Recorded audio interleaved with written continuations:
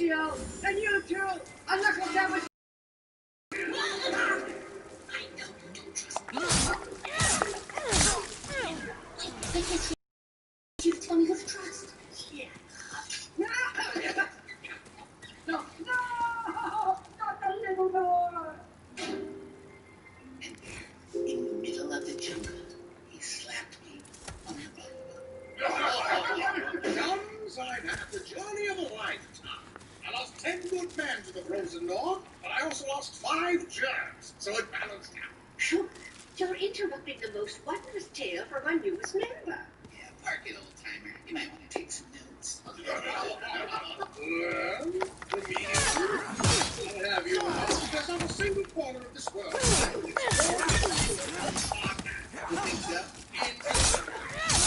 think I can do it. The effrontery. Sir, I lay you a clown chap. Name a place, any place that you have been that I have not. Real place, sir.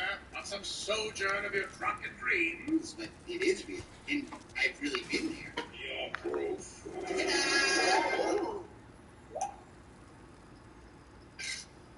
Elf? Why, I've never met anyone as bold or clever as you, so I feel comfortable saying this. There's a power in Dreamland beyond anything we have here. You call it magic, but really it's simply natural phenomena we don't yet understand. Science, or science as you call it, can harness that magic into a force for good. What exactly are you offering here? Definitely not your drop back. You made only one steam whistle, and this is it.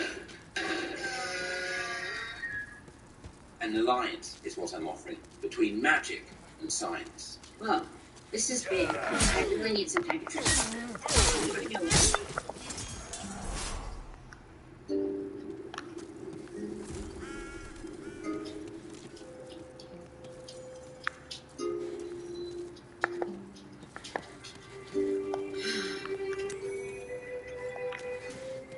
At least Elfo is out there having fun.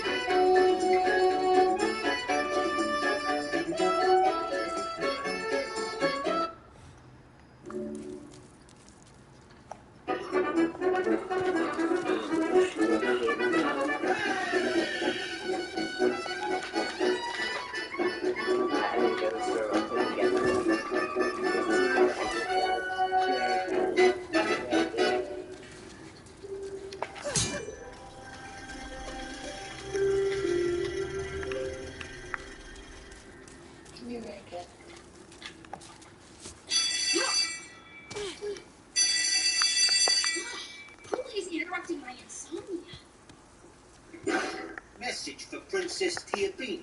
You Tiabini? Yeah.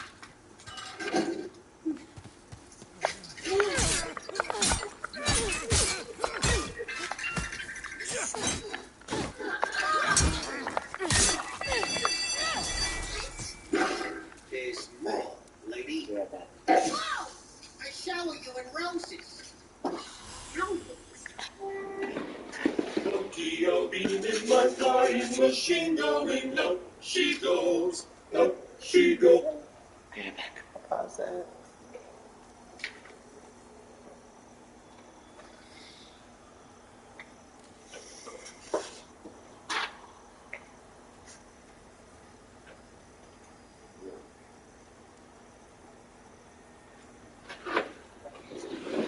Alright.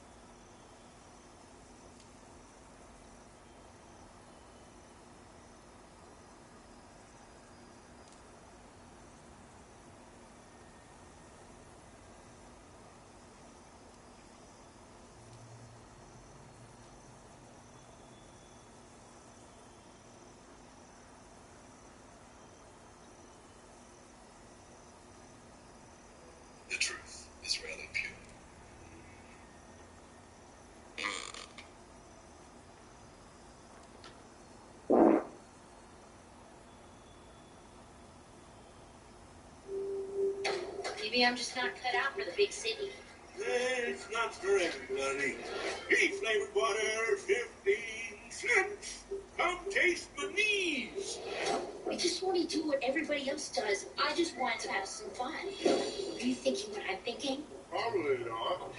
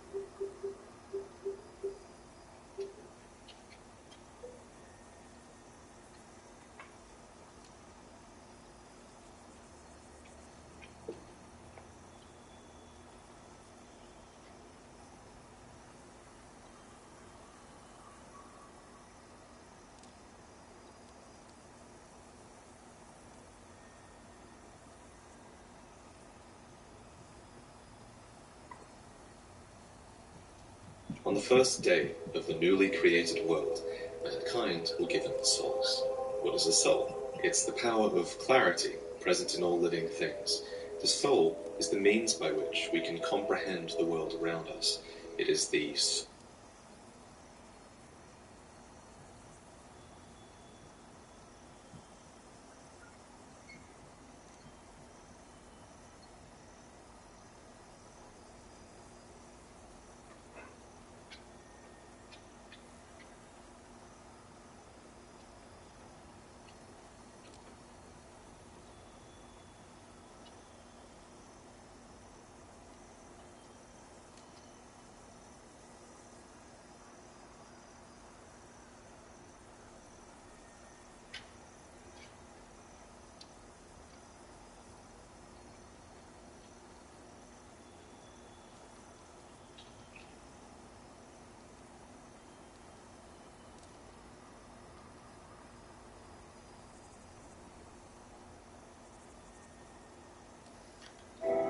On the first day, man was granted a soul, and with it, clarity. For in man, great potential was seen. Yet, on the second day, on earth was planted an irrevocable poison, the soul devoted the demon. For, like the demon, man had an insatiable, destructive appetite for souls, for power. And so, the scourge began. As God's two most terrible creations, man and their demons, fought towards extinction. You came for demon souls? Or to save this land and be remembered as a hero? Hunting for demons? That is why you came, isn't it? To this accursed planetarium. Can't you see the fruit for their trap? In the dark state of our land, legends are all we can depend on. I refuse to believe you have a heart of gold. Don't let them take it from you. Surely you have seen for yourself the pain and suffering that fills this world. But faith poisons poisons. God is merciful, and so created the old world. No one will feed our souls of existence. But perhaps our age will see the rise of new heroes.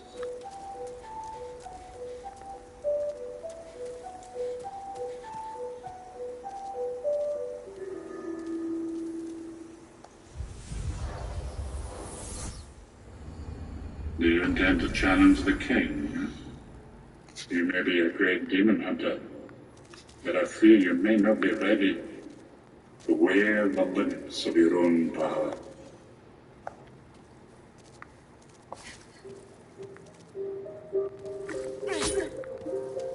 When mankind was created, he was given a soul. This soul gave him the clarity to see the world around him, and man prospered. But whatever created man also placed a soul-devouring demon upon the earth.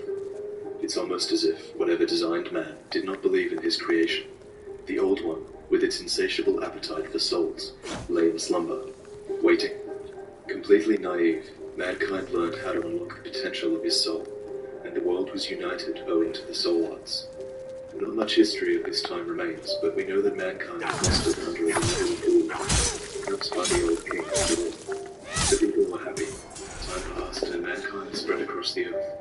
But the divine creator decided that there was a price to pay for progress. The lust for power awakened the Old One, and a colorless deep fog swept across the land, spreading through the cities of man. Out of the fog came terrible demons, hungering to devour and reclaim souls for the Old One. Mankind looked to face a steady extinction, and soon over half the world had been erased by fog.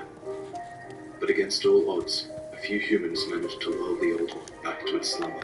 The fog retreated, but innumerable souls had been lost forever.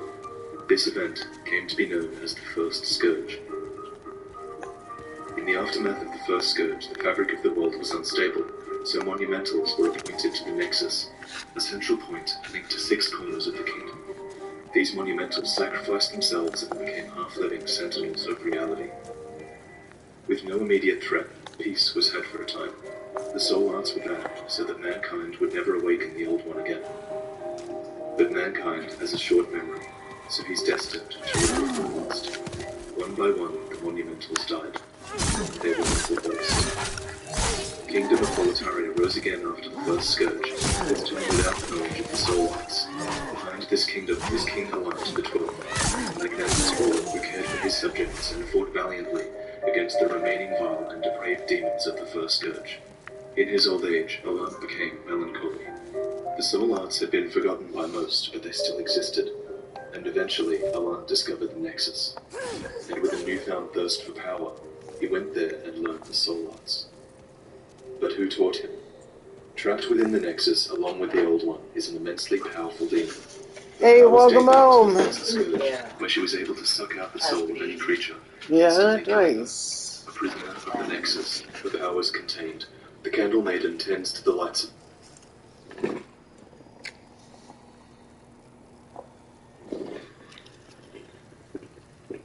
They had a mashup cereal of Fruit Loops and Frosted Flakes. Oh, a mashup, huh? Yeah.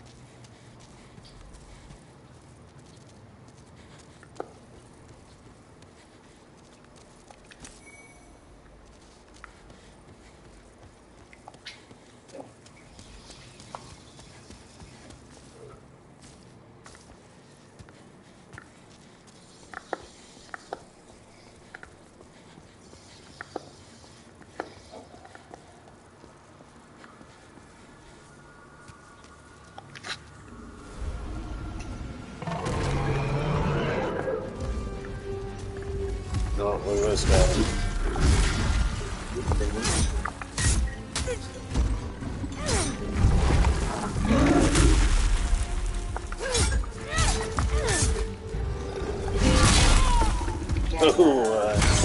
And one hit.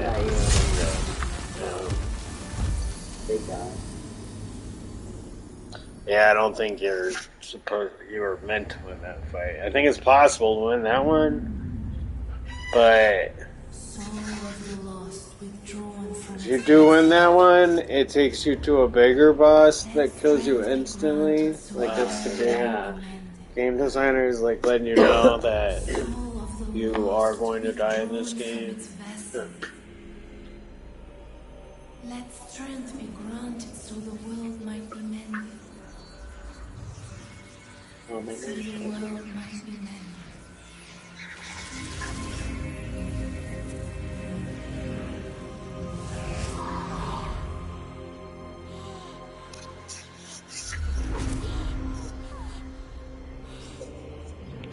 This is the Nexus. It holds together the northern land of Boletaria.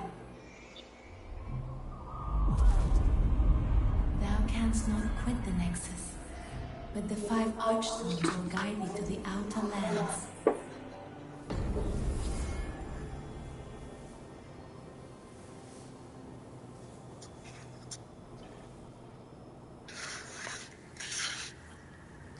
You cannot escape the Nexus.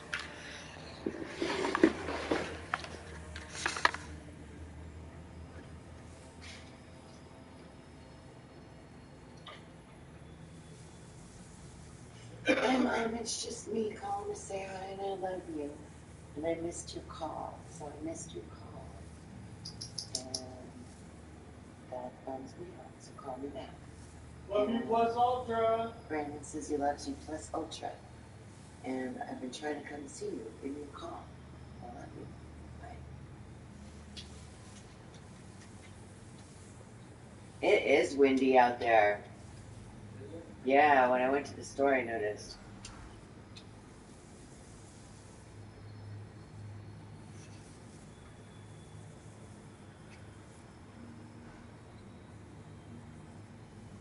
It's cold and windy.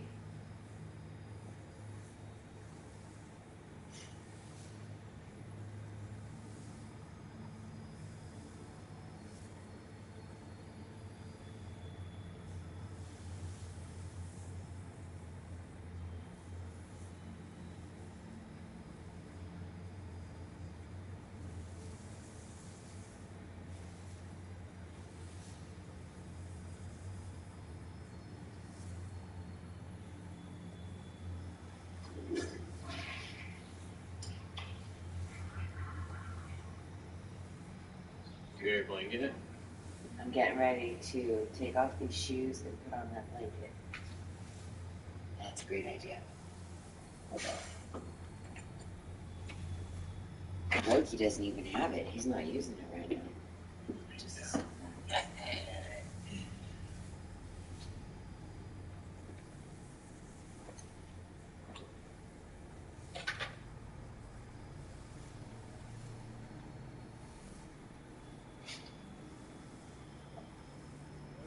There's the light on, but I guess that's just a reflection of your window.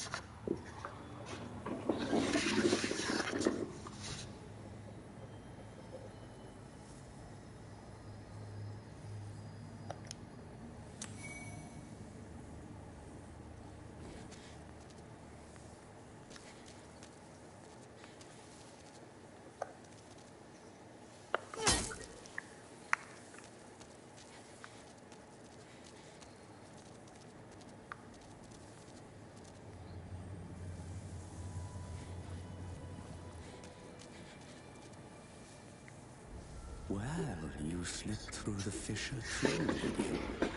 You came for demon souls. Or to save this land and be remembered as a hero. Hunting for demons? Try one of the archstones.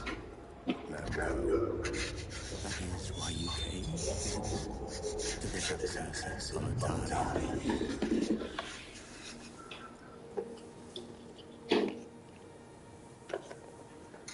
You came for demon souls? Or to save this land and be remembered as a hero? Bah, it's all the same. You're just another prisoner of the Nexus. We're welcome here. As long as we keep smashing up demons. Oh, this is so great, Brandon. Thank you so much for this little bit. Yeah, they're nice, huh? They really are. Comfy, like so. It's nice to be with. Yeah.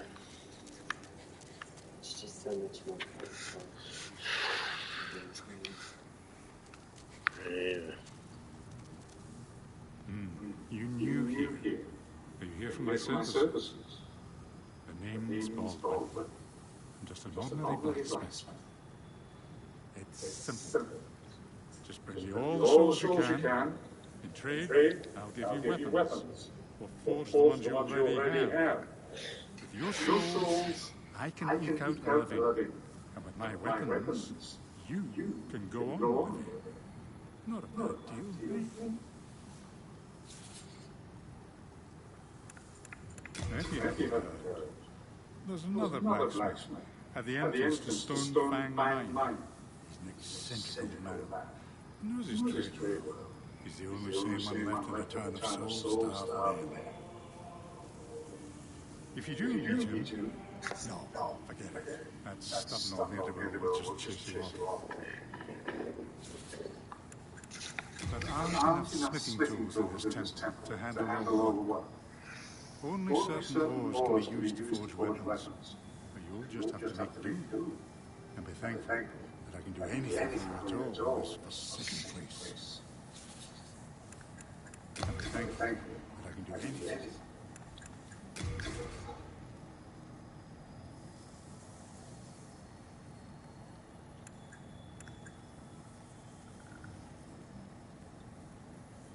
It's terrible.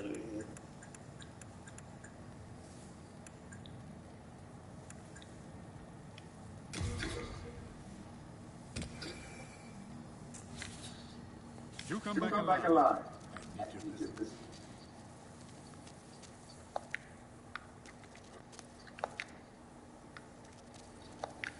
Oh boy, how has this happened?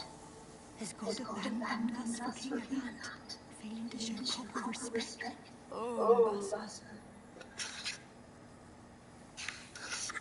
Oh, Bassa. Oh, Bassa.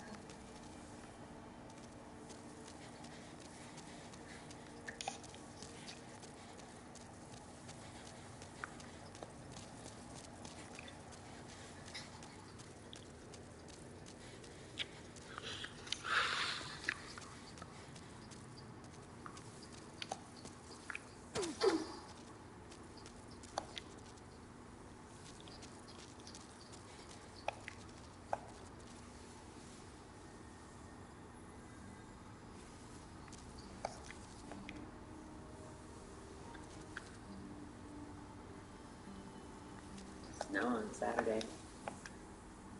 Mm. Not on Monday. Says we're having winds tomorrow and crazy weather the next few days. Crazy weather, huh? Yeah, it's. I know that was heading down from the 60s where we're at. Must be in the 40 something coming up.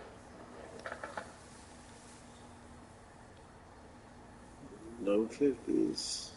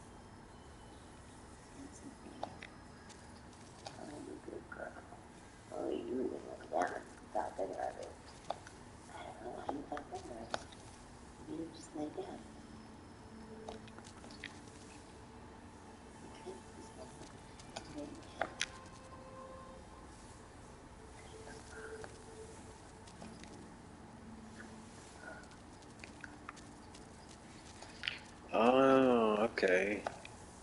So like the little ghosts running around are other people playing.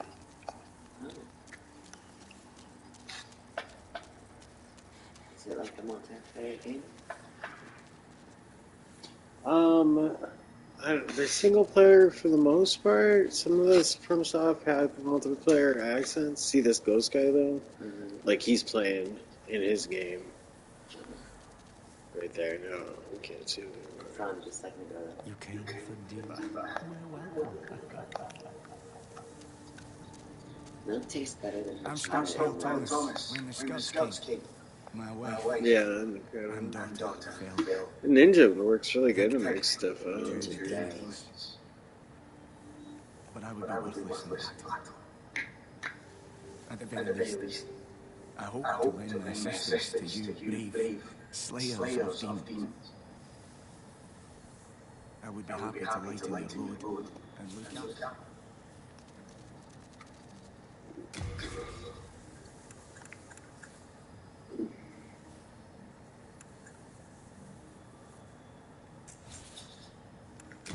When the Scouts came, I abandoned my wife and daughter and fled like a coward. When I came to, I was in this nexus. I haven't dared venture Why not outside get this on again till Friday or Saturday? That's something came out on wish Sunday. you It was American God, so. I am ignorant of the world beyond these walls.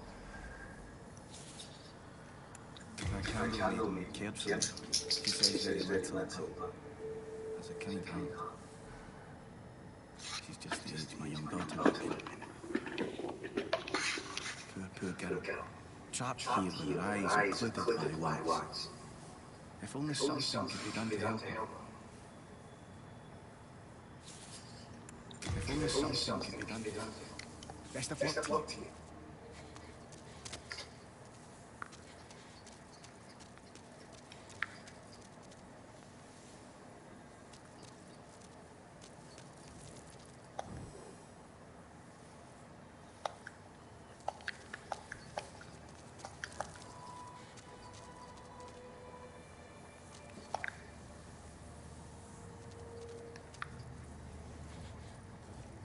Beware of your soulmate. Beware of your soulmate. Yeah. So the message on the ground said. Kind of selling out as people panic buy weapons ahead of Biden inauguration. You came for dinner. We're welcome here.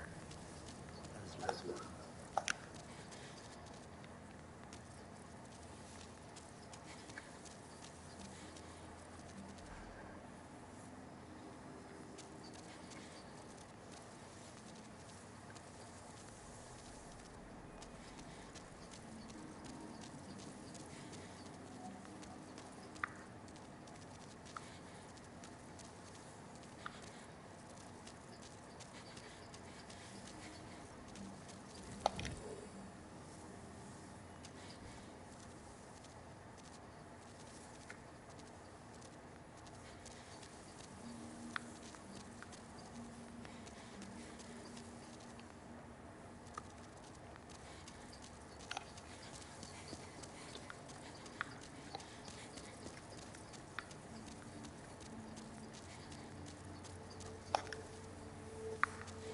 Get good.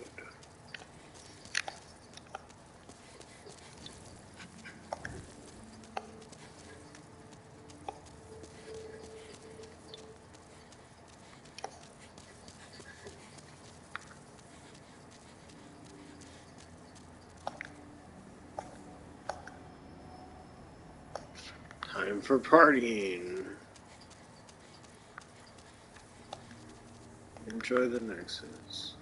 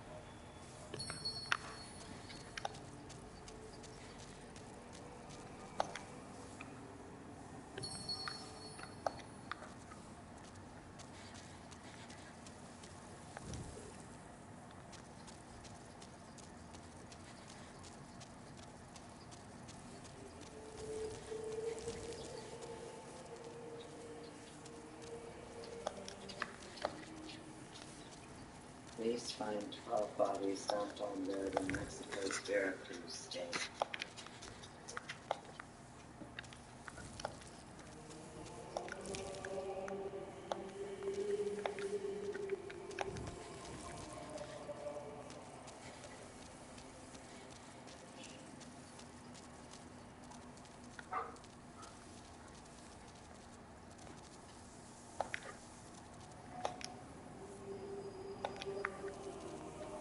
For falling down.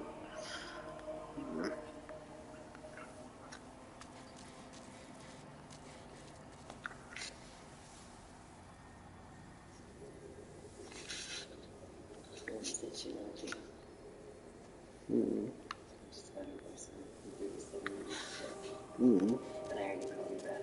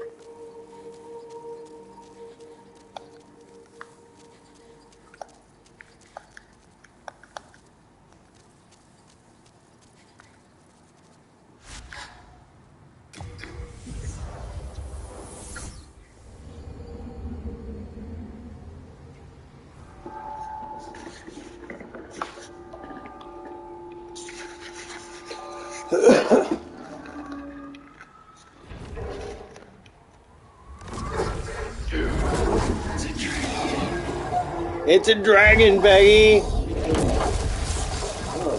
You text him. Tell him. That's a bunch of... I was like, what's that? It's a mouth, but it's a mouthful of people.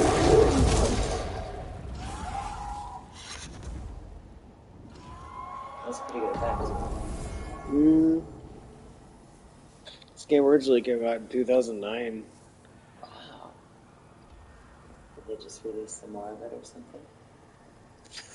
Just like remastered it.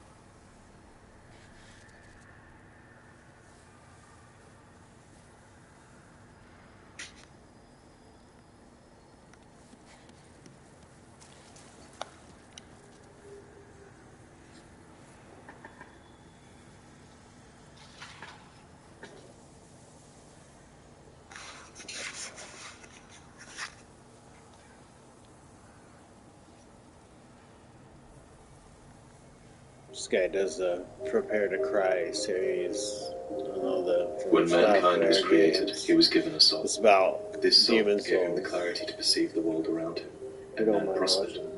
But whatever created man also placed a soul-devouring demon upon the earth. Almost as if whatever designed man did not believe in his creation. The Old One, with its insatiable appetite for souls, lay in slumber, waiting.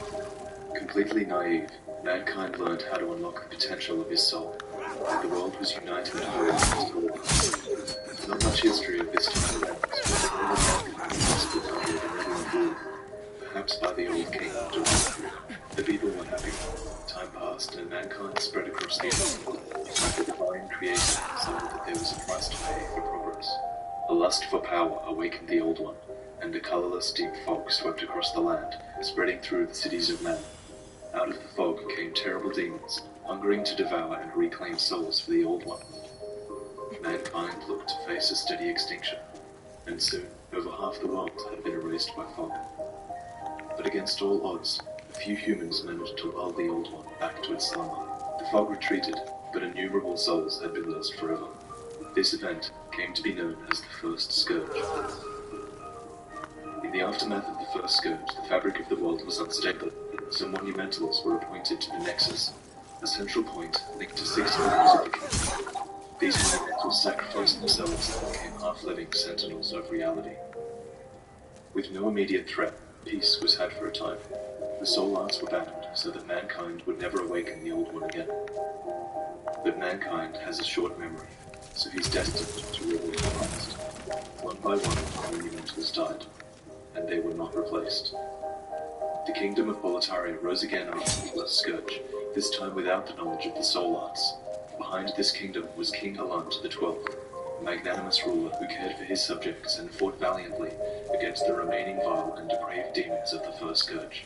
In his old age, Alant became melancholy. The soul arts had been forgotten by most, but they still existed, and eventually Alant discovered the Nexus. And with a newfound thirst for power, he went there and learned the soul arts. But who taught him? Trapped within the Nexus, along with the Old One, is an immensely powerful demon. Her powers date back to the First Scourge, where she was able to suck out the soul of a creature and flame them. Prisoner of the Nexus, the powers contained, the Candle Maiden tends to the lights of the Nexus, and to the souls that are bound there. We can't know for sure where Alan learnt of the soul arts, but when he left the Nexus, he left with the ability to suck souls from the living. With revived knowledge of the soul arts, Boletaria experienced unprecedented prosperity, and just like before, the wheel of time began to turn again. King Alant wanted more, No longer satisfied with his power, he took the black blade Soulbrand, a blade designed for demonic souls. In a desperate bid for power, he once more ventured to the Nexus, and this time awoke the long-forgotten Old One from its slumber. And so began the second scourge. The fog has spread out once more, and the kingdom despairs.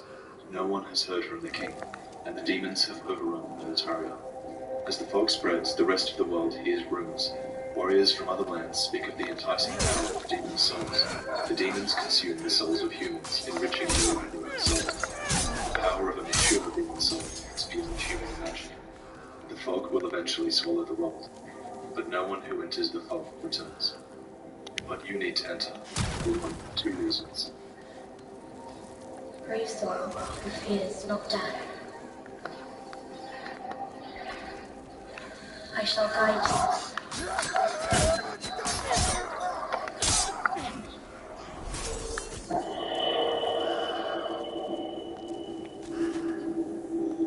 So that you may lull the old one back to slumber.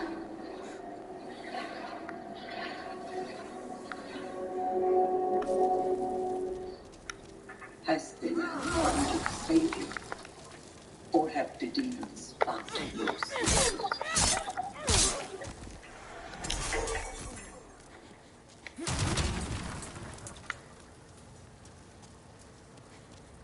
By definition, only the coward is capable of the highest heroism. For the coward fights despite his weak nature. Prince Alant, the son of King Alant, travels to the Boletarian palace under the name of Strava, in order to hide his true identity. The scourge has devastated the kingdom, and as the player sets out to kill the archdemons, Ostrava fights through the Boletarian palace with a sole intention: to find his father, and to dispel the rumors that his father, the king, has become a demon. Ostrava is wise but weak. He's lived a pampered life, yet he takes up the legendary weapons of a hero and attempts to fight his way to his father's throne. We first found Ostrava on a ledge with no way back. He was surrounded by dredgelings, which were waiting to cut him down. That was a bold jump. A surprise indeed. Well, now that you are here, pray thee, fend off these dredgelings.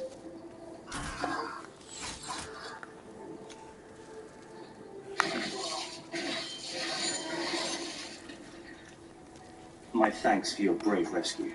I am Ostrava of Boletaria. We fought the dredgelings off as Ostrava watched. We can tell from the way he talks, he almost assumes it's our duty to rescue him. This will change, as Ostrava continues to discover how serious the world is. Much of his time is spent within the Nexus. Like many others, he has trouble finding the courage to leave. Ostrava, like you, is bound to the Nexus. Die in human form, and you'll resurrect in an ethereal soul form. Demon souls allow you to keep your sanity while you're in this soul form, and a mature demon soul can restore your corporeal human form. But die in soul form, and that's the end. You will lose both your sanity and your life, resurrecting as a Black Panther. That's why death is such a fearsome thing. That's why Ostrava is afraid to leave the Nexus. But he came here for a reason. At its peak, Boletaria was a grand kingdom. The king, his knights, and his subjects were modest and plain, but also steadfast and compassionate. In the distant southern kingdom, Boletaria was known as paradise on earth. But look at what has become of us now. I refuse to believe that this is what Father wished for our great land. Ostrava progresses slowly but surely, always in fear of losing his life, but driven to reach his father's keep. With your help, what would have been impossible becomes a possibility. Over here! It's me, Ostrava! Look at me. I'm surrounded by evil warriors. Could you, perhaps, help me one last time? Clear out the soldiers at the far end of this passage, if it pleases you. The Lord's path, just down yonder, has degenerated into a feeding ground for flying dragons. Have your wits about you. Thank you. That makes twice. Thanks to you, I can now forge ahead. In Boletaria, they speak of the two swords, Demon Brand and Soul Brand. One banishes that which befouls man, and the other banishes man himself. Dropped into the world along with the Old One, they seem to symbolize the battle between man and his demons. Soulbrand, the sword that grows in power the more demonic the soul that wields it, is missing. Ostrava is getting closer and closer to his father. Could it be that his father took up that sword, the sword that banishes man? Help! Help! Soulstar soldiers are after me.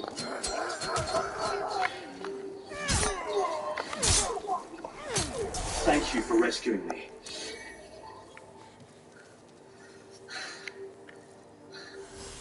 You saved my life. This is the third time I am truly indebted to you. I must go. My father, the king, awaits me just over there.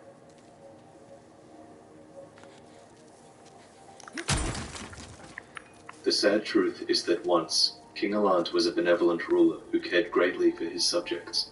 He fought diligently against the vile and the depraved. Alas, as he aged, he became melancholy.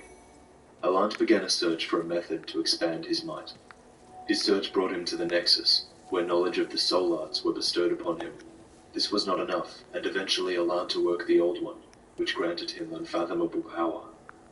This power devastated his human form, transforming his body into a pathetic, mutated creature. This is not Allant. This is a magnificent demon that Allant fashioned, a doppelganger designed to lead the demon scourge and reap more souls to quench the thirst of the Old One. The real king resides within the Old One, believing that the Old One is a gift of mercy from God. In his old age, Allant recognized that pain, evil, and misery filled the world. It was so hopeless that the only way to fight poison was with poison. So Allant awoke the Old One, hoping for its deep fog to engulf the land and absorb every last soul. Only then did he believe that human suffering would end. Despite all odds, Ostrava finally fights his way into his father's throne room, past the soldiers who have had their souls stolen, past the fat officials who torture and maim, past the dragons defending the king's kingdom, and up the final steps of his journey. Tragically, Prince Allant discovered that his father has in fact become a demon. This is not quite the truth, as the real Allant resides within the Old One, but either way, it is true that Allant, once a benevolent ruler, is indeed responsible for the demon scourge that wiped out humanity. Oh, it's you, is it? My father was up there. Well, what's left of him anyway? He's transformed into a fiend of evil. I began this quest in the search for truth, but it seems I was a fool to even try. Please, kill my father. In his degenerated state, he can only bring peril to the lands. This key fits the Boletarian mausoleum. Inside the mausoleum are my father's two swords, Soulbrand and Demonbrand. Use them to bring an end to this madness. Overcome with despair, and before you can stop him, Ostrava kills himself in soul form.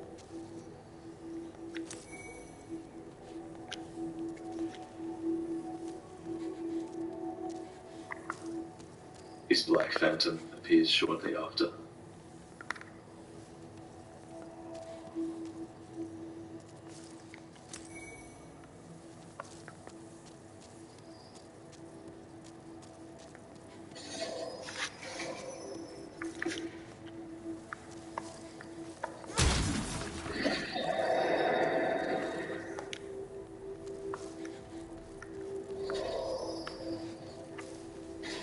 Ostrava found the truth, but it didn't bring him peace. His quest was for nothing.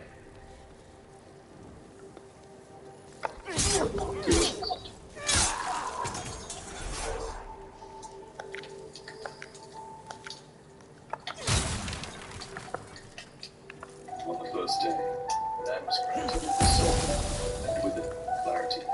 For a man, great potential to see. Earth was planted irrevocable poison, spoken to the demon. For, like the demon, man had an insatiable, destructive soul.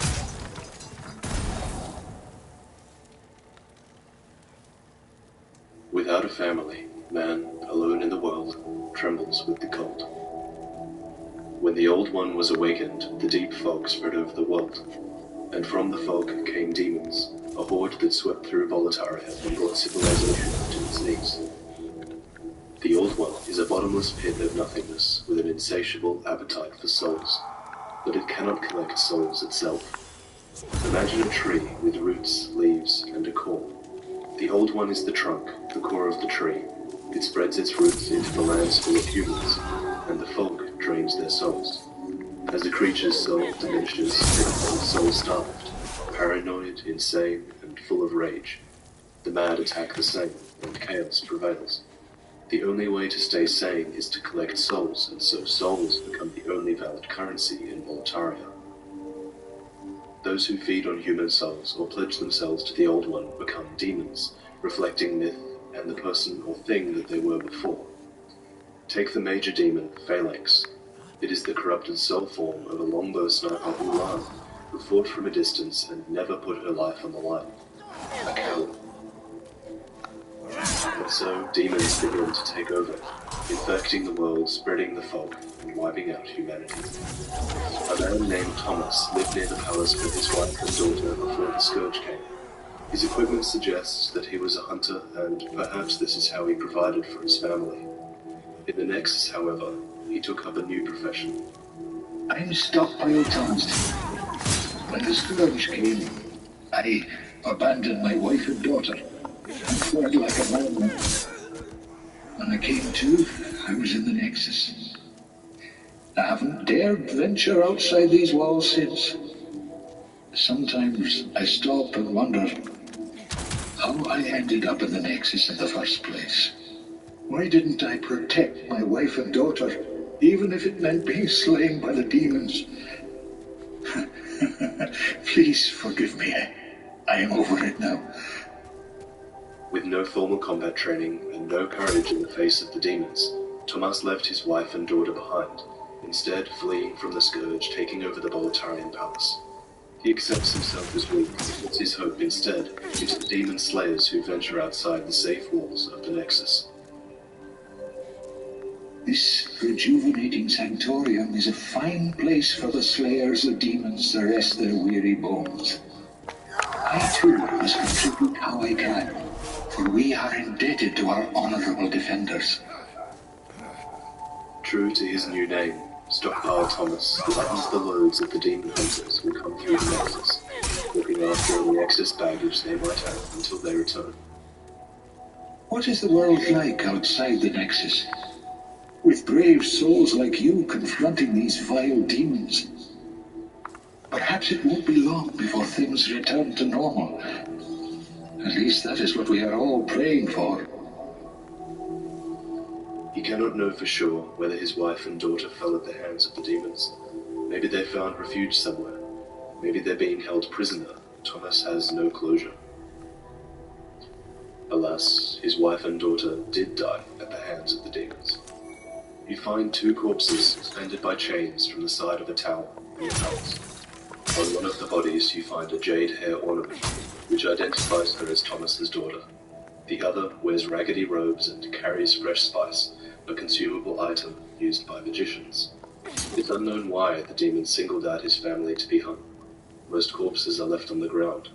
Perhaps it's because they were women, or perhaps they were identified as witches and suffered at the hands of the fat ministers before their death. Either way, you return the hairpin to Thomas, confirming the death of his family. That hairpin, that belongs to my daughter.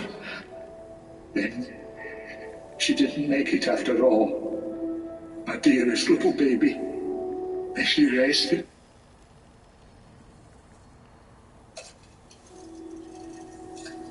one of the most cunning killers they've ever had to trace. Could I have done more? Should I have done more?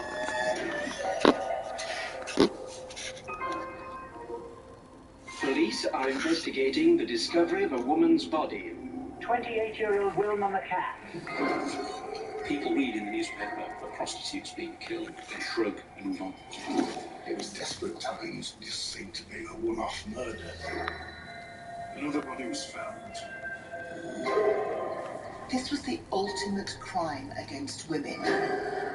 They have similar type of injuries to a legendary Victorian killer. The so-called Yorkshire Ripper.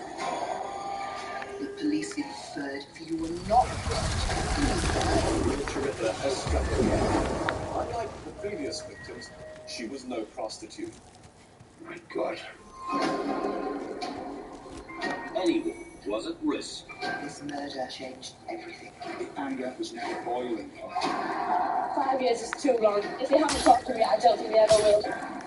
He had successfully hoodwinked an entire police force. The police were actually excluding evidence. You cannot conceive of what it was like. I thought they will never catch him. Never. Ever. He controlled us all. He was the last person in the world that you suspected.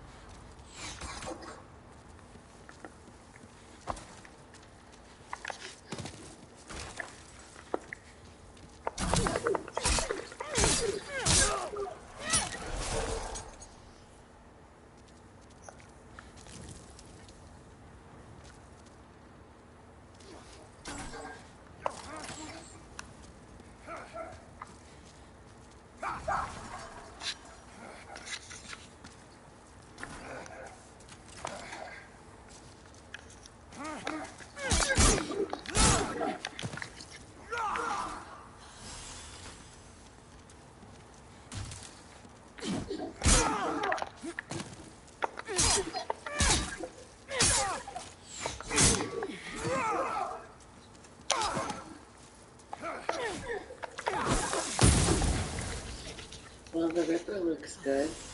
Oh, you're awake.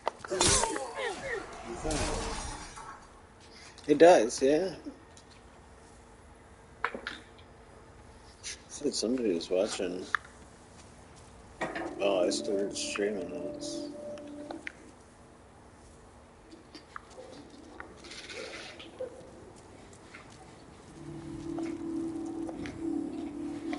That night, Mum was going out. It was midweek. And we were put to bed. I'm 5. My sister, she's 6. And the next memory was of Sonia waking me up. Still there. And she told me that Mum's not come home. Come on, call up for her. It was around 5. It was cold. It was dark. We crept out through the garden, through a hole in the hedge, onto the field at the back. I just remember thinking, where the hell's my mum? This was the ultimate.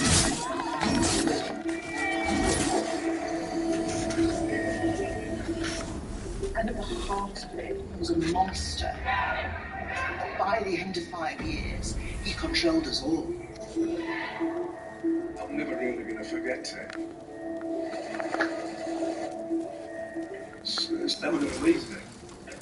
Could I have done more? Could I have done more?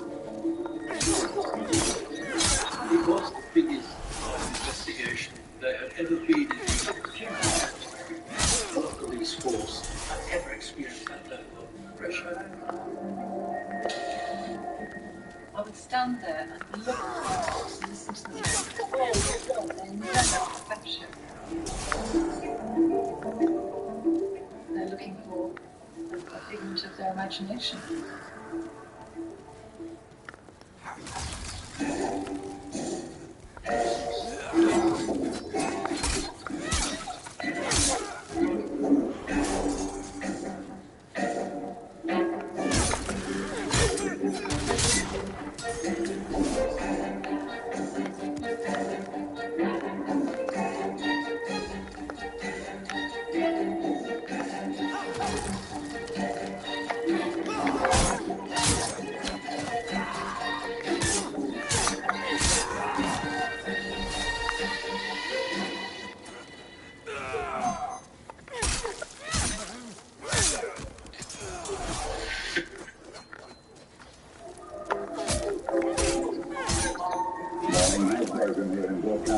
John Henry welcoming you to Monday's Radio Lead Day1.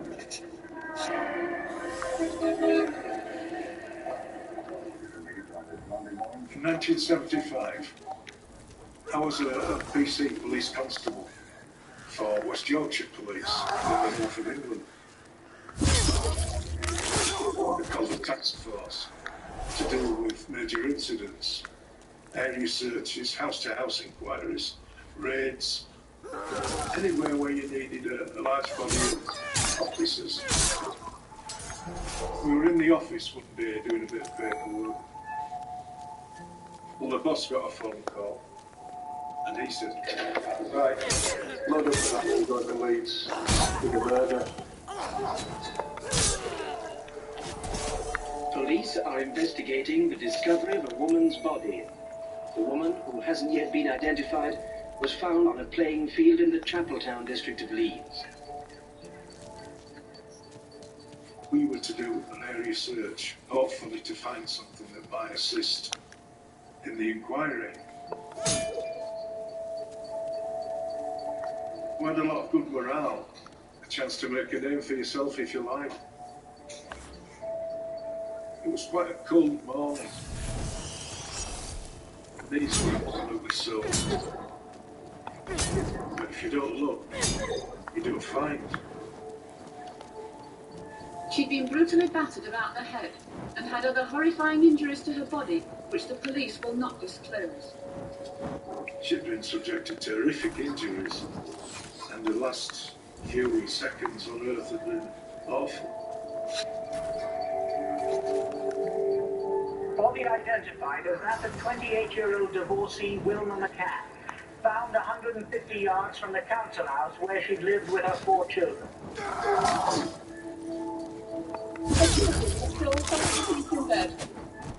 Little did they know that their mother was lying dead just yards away from them.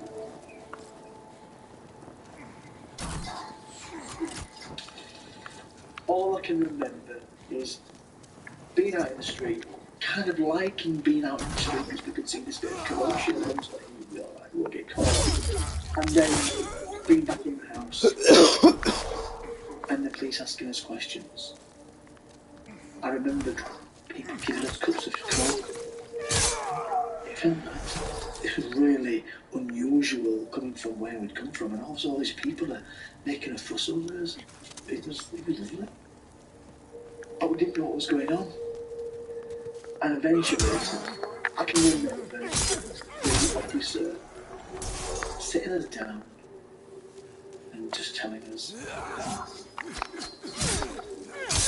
that mum had been taken to heaven and we weren't going to see her again.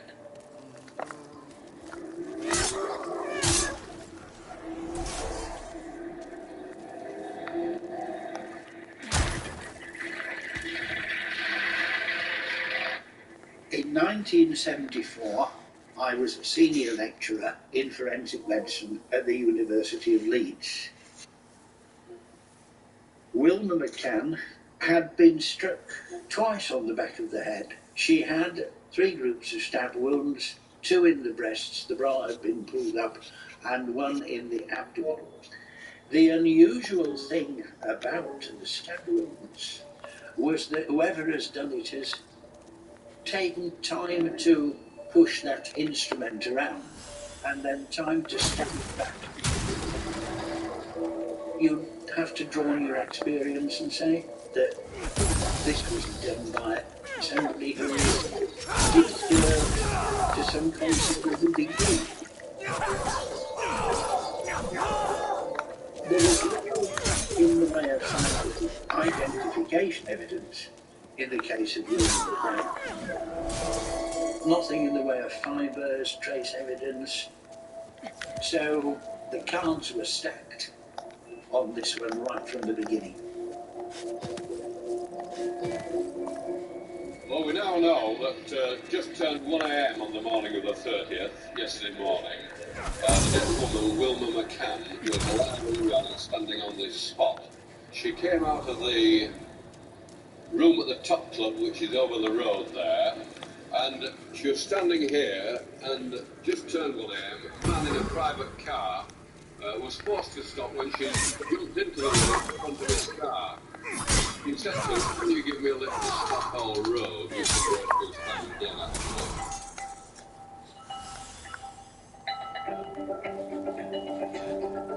100 years before, Chapeltown had been the Highgate of Leeds. The men of money departed with them had gone Chapeltown's splendour. Today, 21% of the adults in the area are unemployed, so that the home and socio-economic standards of the area have declined. Chapeltown was mostly a black community, Afro-Caribbean. There was a big scene. The black guys used to run their own drinking clubs. They were stamped down on quite heavily by the police. Relations with the police are, to say the least, strained, and this has made the murder squad's job doubly difficult. A lot of these guys had gold teeth with diamonds in them. They smiled at you for, I'm not going to mess with him. You're making inquiry into the murder of William McCann. I wonder if you mind answering a few questions, please. We do house-to-house inquiries. They were all right. They were all right with you. The community at that time were being victimised. You know, sort of maybe racial names. But they didn't want to assist. They didn't want to help. A decaying Victorian suburb with a slum problem, a high immigrant population, and a large number of prostitutes. And of course, Chapeltown was the main red light area.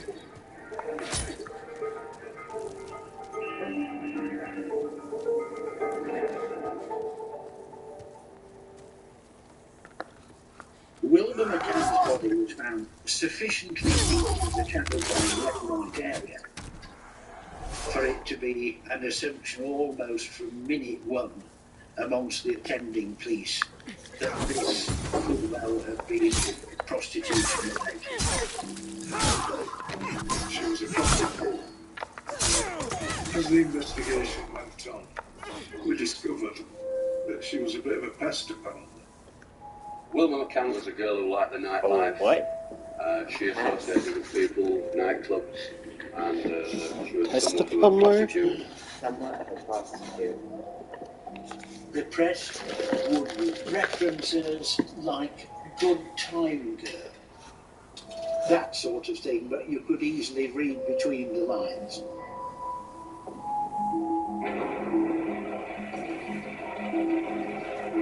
People's tastes were very similar then to what they are now. I don't know why there's this predisposition to enjoy violence and things.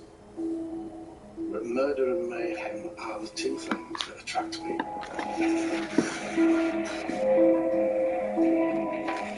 I've got to admit, I spent very little time thinking about people like Wilma McCann.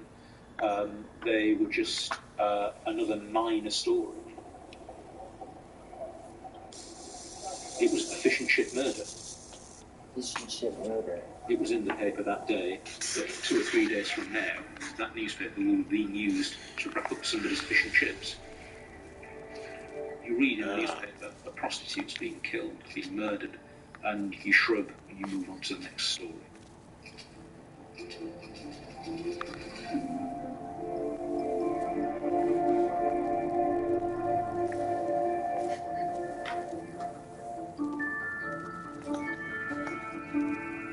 My mum's life was hell.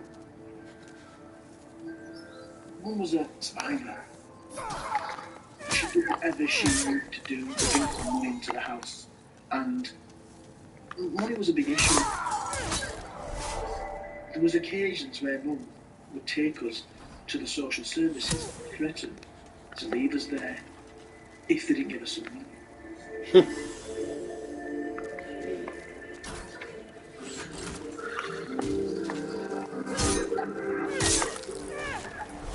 There's a couple of occasions where I went into foster families because Mum had breakdowns.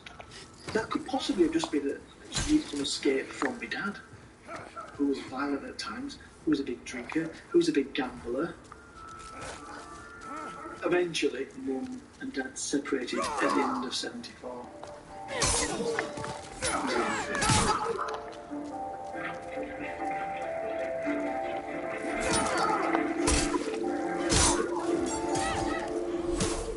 Police knew Mum had been killed, and there was a killer out there.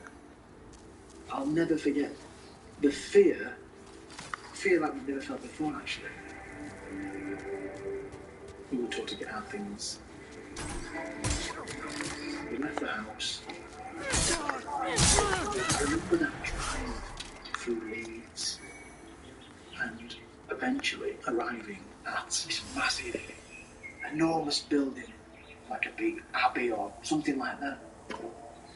But it was the children's home. I think that is when I realised I was never going to see my mum again.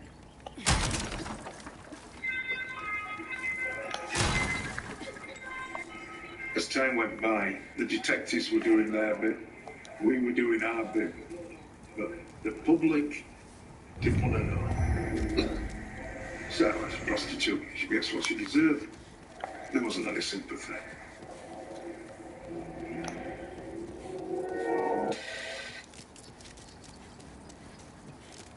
Stranger murders are extremely difficult.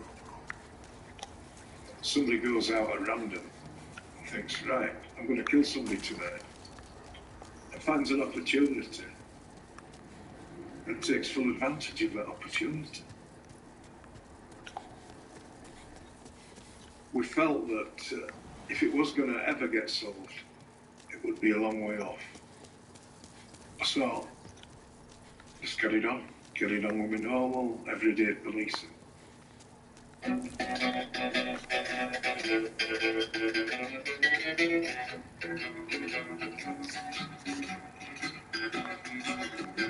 just seemed to be a one-off murder. What does that mean, I wonder? She wouldn't be the first prostitute to be murdered in Leeds or attacked. A one-off And murder. we thought that might be the end of it. Oh, like a one and done, I think. Like a one-time thing.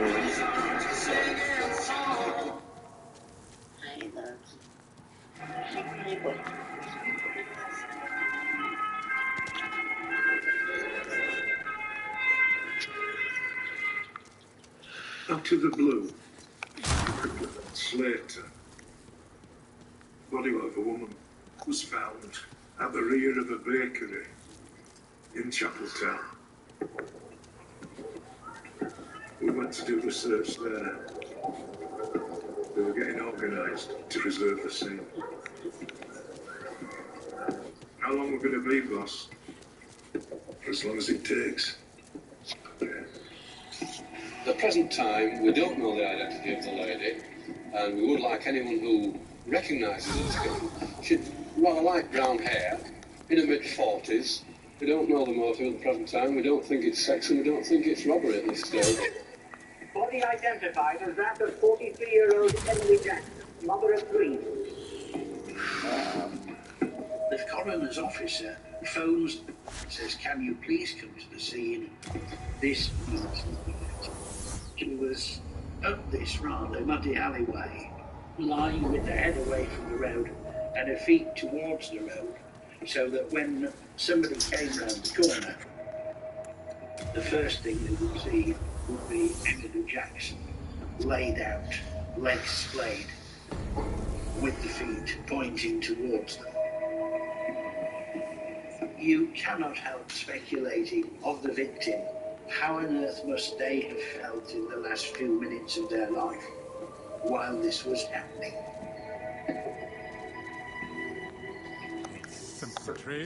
Just like Wilma McCann, the body was found near to the Chapeltown red light area, only a short distance from the Gaiety.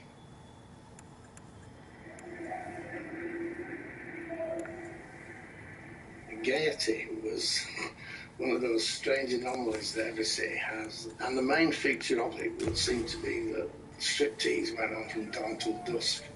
Not just striptease, we're talking about people with whips and God knows what. It obviously was a gathering place for people who are interested in that sort of thing. So obviously it would attract prostitutes. Gradually, it became clear that Millie Jackson was working as a prostitute. She used to take the family's van into Leeds and use that as her place to do business. She had small children and her husband in danger of being declared bankrupt and prosecuted, and they had to earn some money somehow. The police came to the door and told me, young man, being at 17 and a half years old, it was all new to me. And I didn't realise how serious it was. And that's how I found out that she was on the game. It really hurt deep down.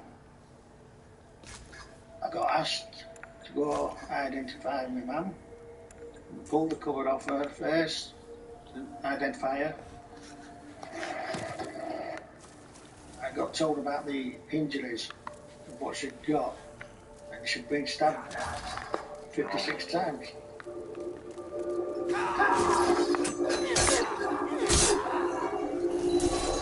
When the body was examined, there were two obvious circular depressed fractures of the skull and the back of the head. Very accurate. So, from the forensic pathologist's point of view, this is when similarity with Wilbur McCann became clear.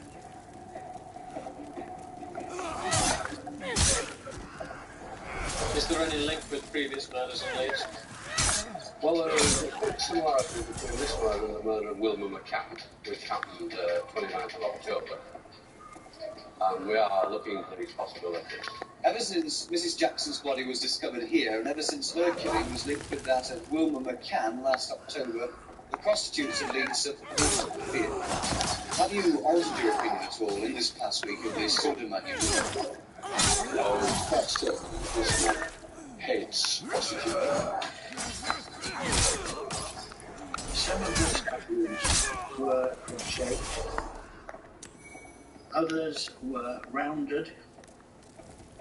The possibility was immediately raised that this instrument was a Phillips screwdriver rather than a flat blade. In addition to this, there was what was obviously a forceful stab of a bit on one of the times. Shoe size was 7, which is small for that man. So it was a good clue. Give an indication of his mental state at that time.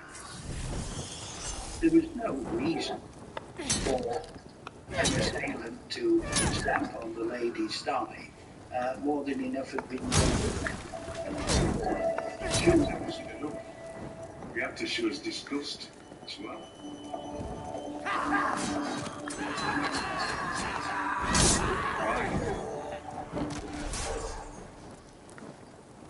Smooth, lustrous, hard-wearing, and easy to clean. Velvet is an exquisite material.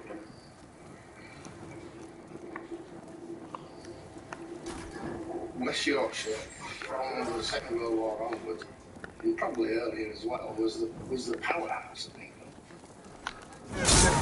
Trains were built here in Leeds.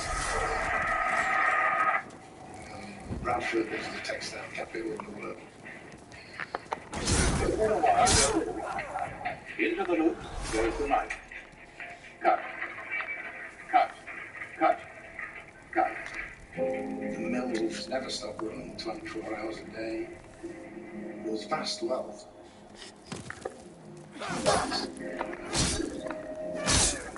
In the 70s, a decline was beginning.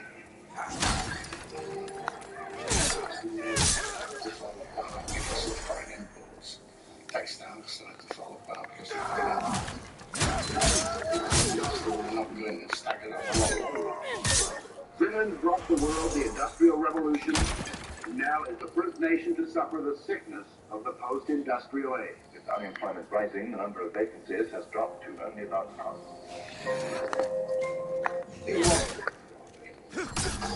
The women who were sacrificing people and paid desperately.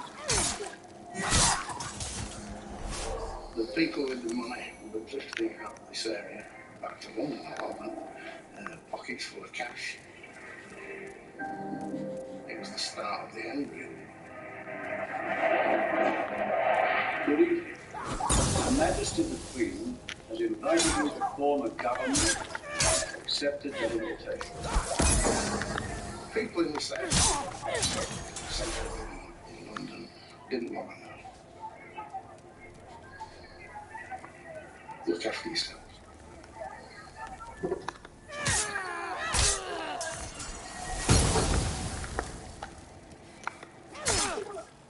I think it was James Bond who said once is happenstance, twice it's coincidence, but three times it's enemy action.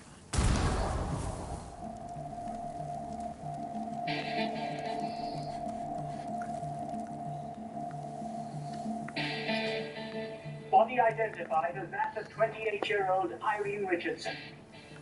Irene Richardson was found by a dog walker on Sunday morning in Roundhay Park.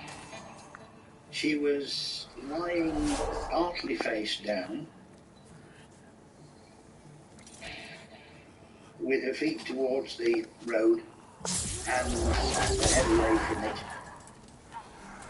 Her boots were laid neatly on the back of her legs. Her handbag was to one side of her, and the contents of the handbag, but they'd not just been tipped out of the handbag, they'd been laid out fairly neatly.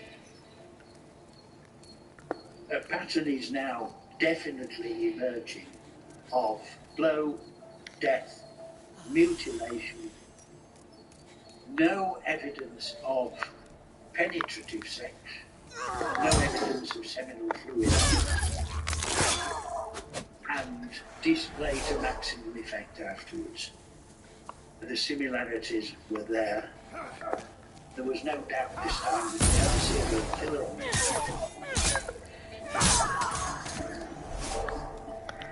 What you're looking for is that attention-grabbing, eye-catching title that's going to pull people in. If we can apply that title to these rather gruesome murders, well, that should really get people reading, shouldn't it? So, if you're looking for a handle, well, The Ripper, because this is all a little bit similar, isn't it, to Whitechapel in the 1880s. No one has ever conclusively proved who Jack the Ripper was. He operated in the East End of London.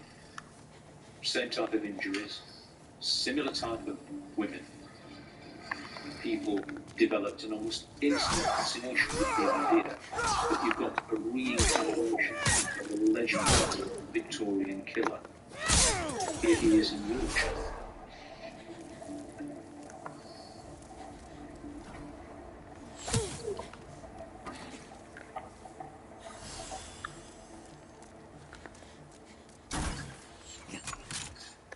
During that period, Dennis Hogan was promoted, and so he left the inquiry, and Jim Hobson, who had been his deputy in Leeds, was moved upwards. Well, I'm very mindful of the two previous murders that happened in Leeds that are still unsolved. There are great similarities between the two, but I'm keeping an open mind. This woman was living fairly respectably to about 10 days before her death. She then seems to have gone down in status and been wandering about the streets, and she could well have got into a person's care and may well have been acting as a prostitute. Jim Hobson was an old-style bobby with a very sharp edge. He was a very able and skilled police officer who you thought would get the job done. But The police force in my view was in some element of disarray. Nobody quite knew from one day to the other unless they tried. In 1971, I was on leave from the Merchant Navy. I was kicking my heels around the town centre of Bradford and really quite bored. And I came across this board advertising the police. And it said, join Bradford City Police, you won't be bored. And I did, and I wasn't. I was a coal miner in Huddersfield. I've been going out for a number of years. When I was 20, she said you needed a decent job. So I joined the police.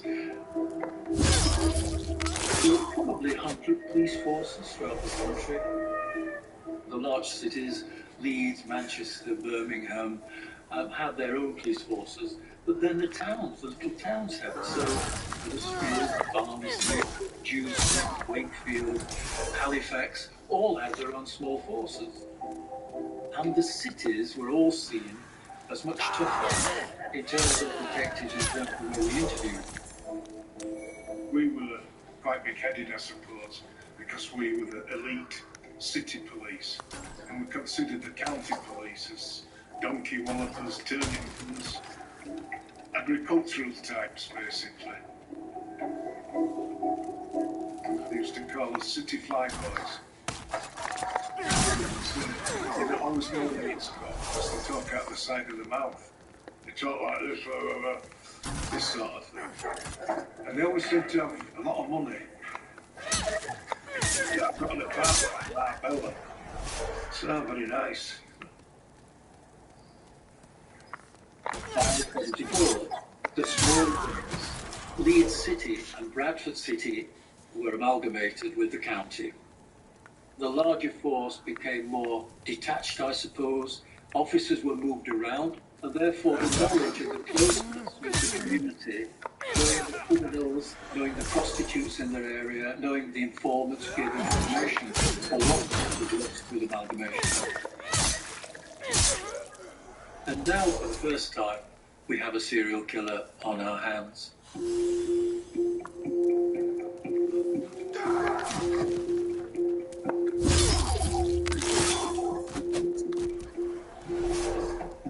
In those days, policing was your life, it wasn't a job. So the whole of the force was frustrated, worried, anxious, because they can't solve it. 3 murders, all in the same area, similar circumstances, body left in a similar way. The only thing they did find was a timer. There were various contracts which were of interest to the police. About tens of thousands of vehicles could have been fitted with those tyres. So, investigation is difficult. We take a photograph of the time off, we take a plaster cast of the time off. We've got thousands of actions to try and trace these people. We also don't want them to know that you're looking at the time because you will change the tires. So what kind of picture have you been able to build up? Well, there's no doubt that this is a violent person. We're a man 25 to 35, is an ordinary man in the street that has certainly been going around the Chapeltown Road area and has been asking women to get into his car. Jim Hobson, he's clearly got means of transport. Let's start putting teams into Chapeltown, taking a number of vehicles apart for relevant times. There was a lot of police presence taking registrations of men in a vehicle who were on their own. I suspect that he was aware that the police interest had increased.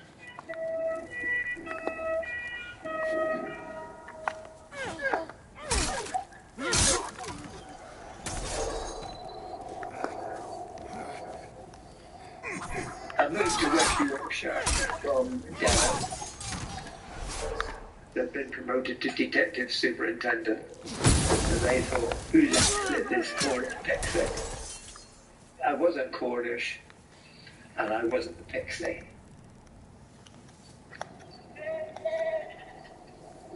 I remember I'd been in the Yorkshire Dales with the family. They came home to Wakefield, and then there was this call.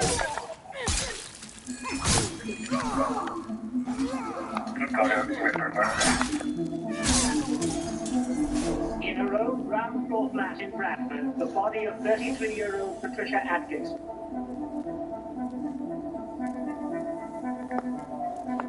We got this serious set of murders which have been in Leeds. Now we've got them in Bradford. Today, the number of policemen hunting the killer of Patricia Atkinson, last seen alive leaving the Carlisle Hotel shortly before closing time on Saturday night, was doubled to 100. She was a prostitute. Prostitute murder is a particular sort of murder. Most murders that you ever deal with are people who are murdered by people who don't.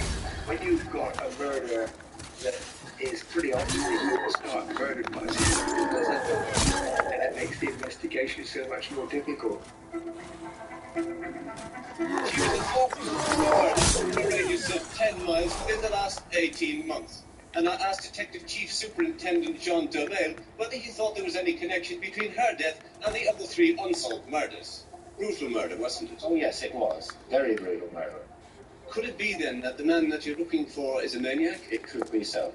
I realised that I'd bitten off a big chunk and they were going to be looking closely at me, and I went for it. What leads, then, are you following? Well, there are a number of people in the area that I know that knew this lady. I have her diary. This lists a lot of people, names of a lot of people. I like to see all those people. I shall make inquiries to trace them.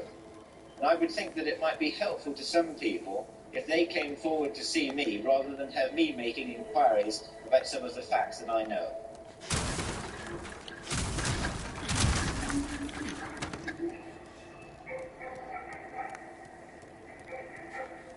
To hear about Patricia's murder immediately resonated. I went to dancing school just a little bit further on the road, so I knew exactly where the flats were. I knew that it was an area of really run-down, derelict bedsits. And Patricia's vulnerability did really strike a chord with me. Suddenly, it started to move closer to me personally. This was not late at night in a playing field. This was somebody who went into a block of flats and into somebody's room. She must have looked him in the eye and believed she was safe and invited somebody in to kill her in the privacy of her own surroundings.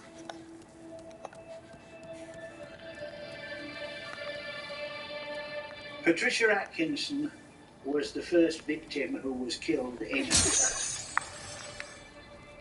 There were footprints and footprints in blood on the carpet leading to the door, and you could see from the distribution of the prints that whoever had done this had walked to the door, looked at the layout, and then gone back and readjusted the position of the body. The footprints matched the print left on Emily Jackson, mother of 3.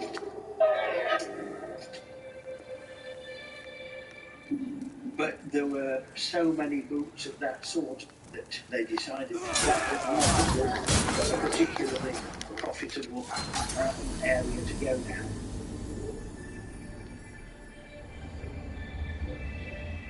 To learn that a woman had died in such horrific circumstances made me realise that actually I knew nothing about what was happening out there. I was some naive, closeted, lucky young girl. And that was probably the first time I thought I need to know how women live and how it will affect them. He wanted to be a reporter.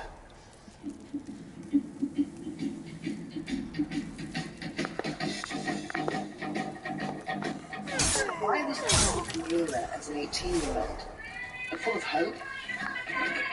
I was going to change the world. When I went to work in newspapers, it was such fun because we were so categorised. We did like golden weddings, WI meetings, flower shows. The men did the crime, the men did the interesting stories. That's when students all doubt as to how these were all being described were planted. And the third, this was a man who hated prostitutes. A description that implanted in your mind that if you were not that kind of a woman who had many boyfriends, then you were fine.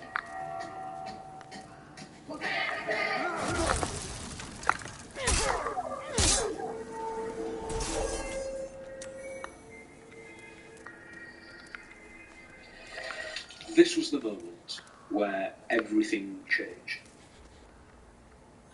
This was on another scale completely.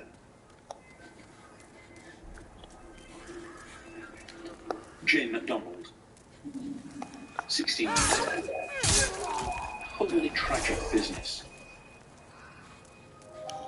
Jane's body was found in this adventure playground off Reginald Street, but the police deduced that she hadn't been killed here. From marks on the grass, they could tell that the body had only been dragged to this spot after the murder. When I got in, I just said to the policeman before they could say anything, I said, Jane's dead, isn't she? So they just look a bit taken aback, you know, and, but I presume she probably, you know, what other people are, that friends have got something that maybe had a car and crashed. That was the worst thing I could think of. You knew. I never thought of murder. Not with Jane. Unlike the previous four victims, Jane was no prostitute. She lived at home and worked in a supermarket. But because she was walking home alone, late at night and midnight, police believe that the river may have thought she was a prostitute. Frightened to go up to the shops now, anywhere near the Chapeltown Lane, it's very frightening. You don't let your children play out and everything, you know. What's the general view? The people who are responsible for these murders? Oh, we don't know because you're not like any of the others. She's not a bit like any of us. She wasn't in their category at all. You don't let your kids go out in the street. It's just shocking for a young lass like that to be viewed. This was the moment when West Yorkshire Police themselves were pulled up a little bit short, because until now they've been dealing with a certain kind of woman following a certain kind of lifestyle. A perfectly innocent girl, a very ordinary family.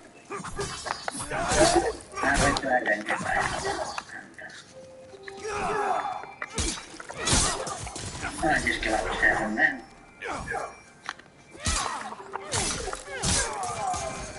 Well, they're absolutely distraught. They're in a terrible state.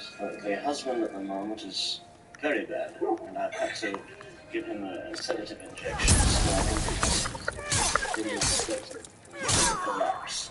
And it's an awful lot for a man to have, I believe.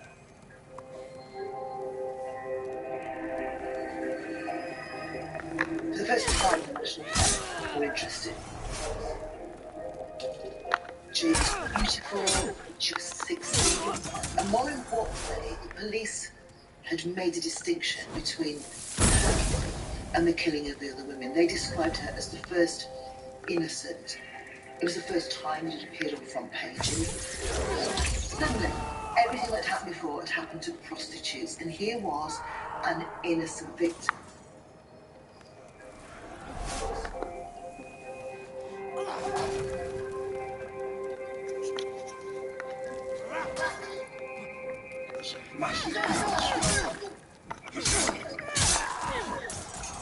People were falling over themselves to give information.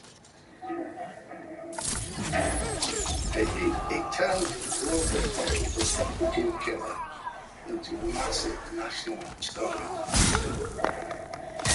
more and more people hours are being spent on this and focused on it, it becomes the number one subject, the number one topic.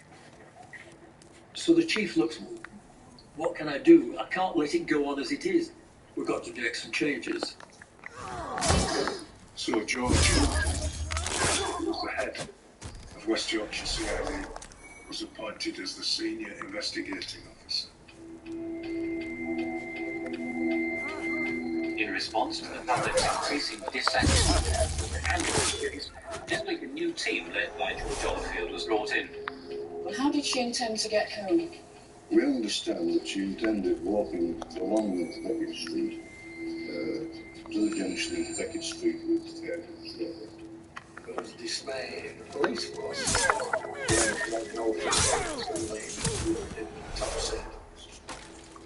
I think there was an element of surprise that suddenly somebody had been parachuted in a secret way. Didn't hope someone seen it. I wouldn't have said that he was a top police officer to run West Yorkshire. He was dour, a sort of dour Yorkshireman. They see George as a county man, taking over these crimes, which are largely city crimes. They will be thinking, we've dealt with a lot more murder.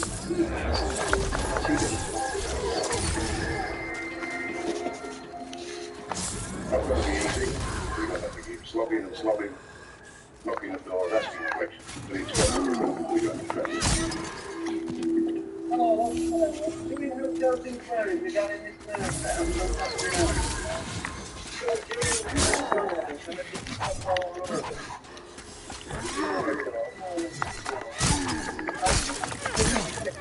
Their inquiries today in Keighley, Bradford and Leeds. Feeling this is hard to gauge.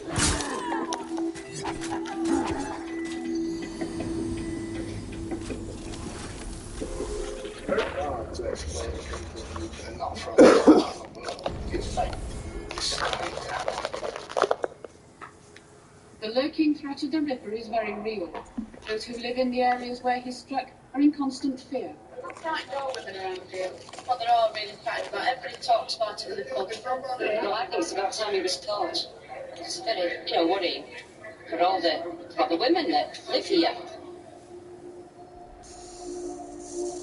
They were no nearer to catching him at the time that Joe McDonald was killed than they were at the time that Wilma McCann was killed. in the 1970s, any identification on blood and body fluids basically relied on blood group. Over 50% of people are blood group O.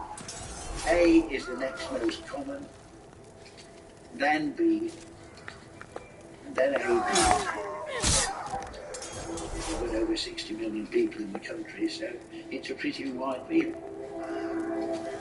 And of course, in all these cases, there was no semen, no sperm, so there was nothing at all to go. I could see why the police were getting quite desperate. The police response was to actually go overseas as to how they were going to handle this man. So for the first time, we see a letter which Evelyn wrote to him.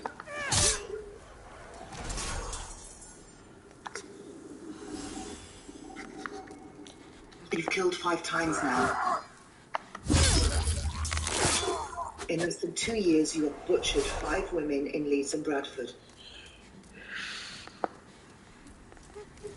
Your motive, it is believed, is a dreadful hate of prostitutes. A hate that drives you to slash and bludgeon your victims. But inevitably, that twisted passion went terribly wrong on Sunday. An innocent 16-year-old lass, a happy, respectable, working-class girl from a decent Leeds family, crossed your path. How did you feel yesterday when you learned that your blood-stained crusade against streetwalkers had gone so horribly wrong, that your vengeful knife had found so innocent a target. Sick in mind though you undoubtedly are, there must have been some spark of remorse as you rid yourself of Jane's bloodstains.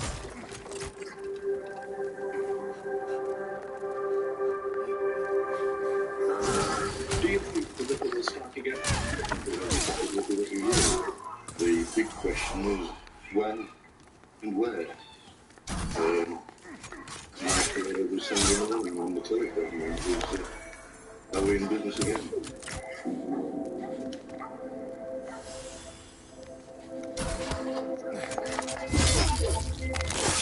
In July 1977, the news broke that a woman had been attacked in Bradford.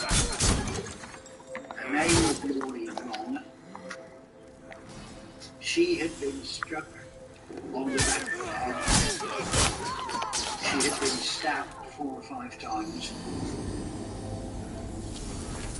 And struck again. Not again. This is no, not again. We were familiar with the brush with this man and you wound up dead. We'd not heard about any survivors. Maureen Long is the first of the Ripper's victims to survive. Finally, a breakthrough. Here was a woman who had survived and was capable of talking about it.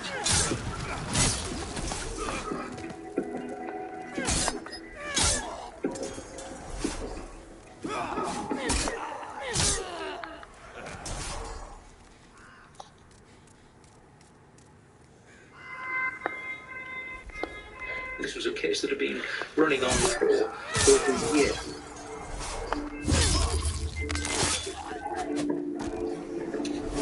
They couldn't catch this guy. He did these trademark murders and then just vanished. You're a coward. Why do you come up to stalk young girls, innocent girls as well?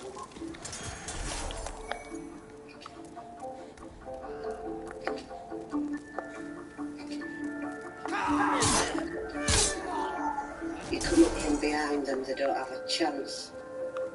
You're not a man, you're a beast. And I hate you. You were wondering all the time, when's the next one going to be? So it came as no surprise at all to hear another.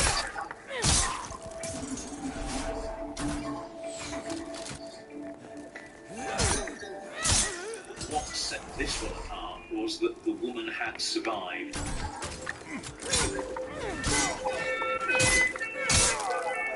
She was able to talk to the police from her hospital bed. At long last, this was the breakthrough they'd been looking for.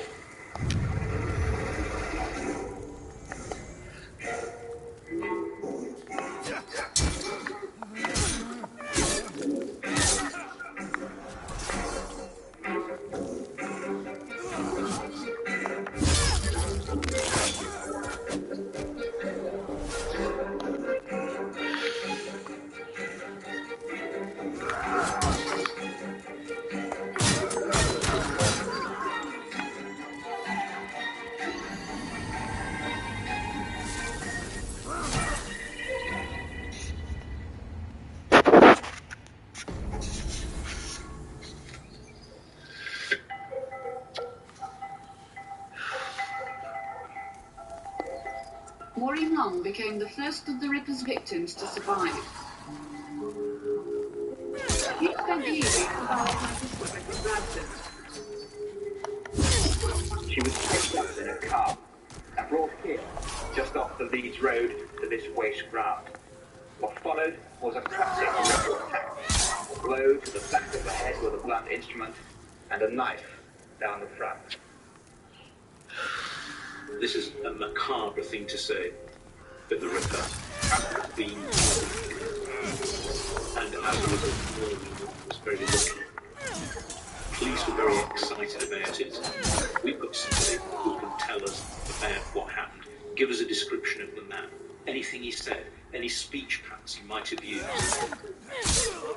2 or 3 together, and you might be a long way from cracking the case. Maureen Long had seen him. She would be able to tell me what he looked like, where he had come from, how she met him, all the things about him that might lead me to get to him. He left for dead. The fact that she survived is, to my advantage and not to his. But possibly you may have stumbled on the big break now.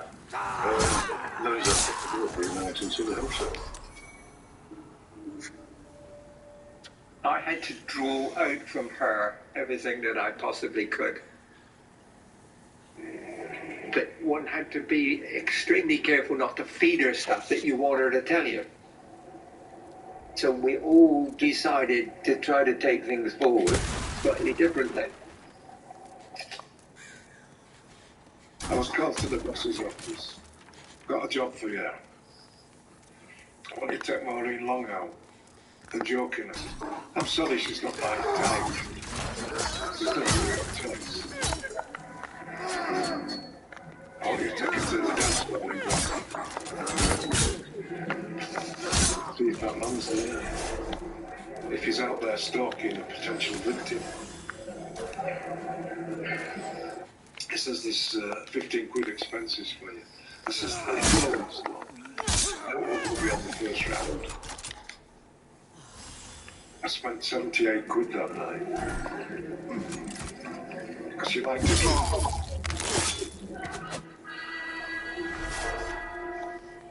I thought, I hope nobody sees me that I know. Because I had to do the pretense, that we're a couple.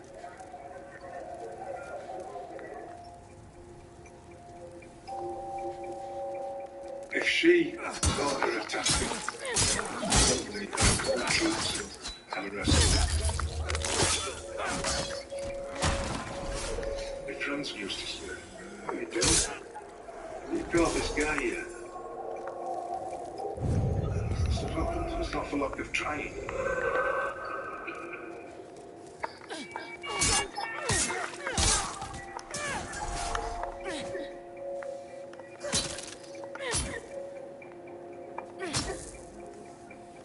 By the end of that night,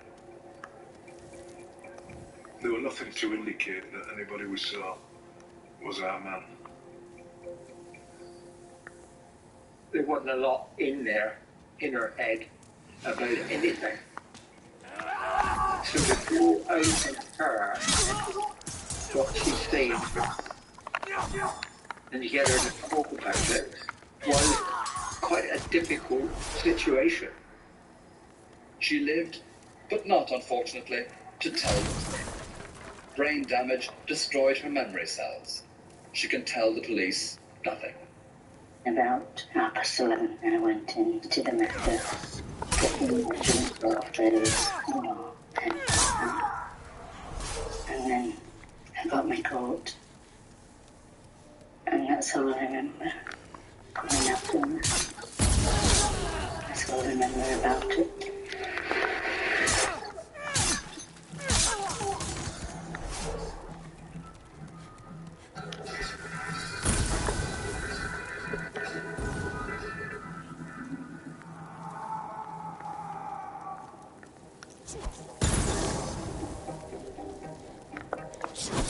This should have opened the whole thing up and it would have led to the detection. It didn't. Another blind alley, another dead end. We just got on with the job. To find something that might assist in the inquiry.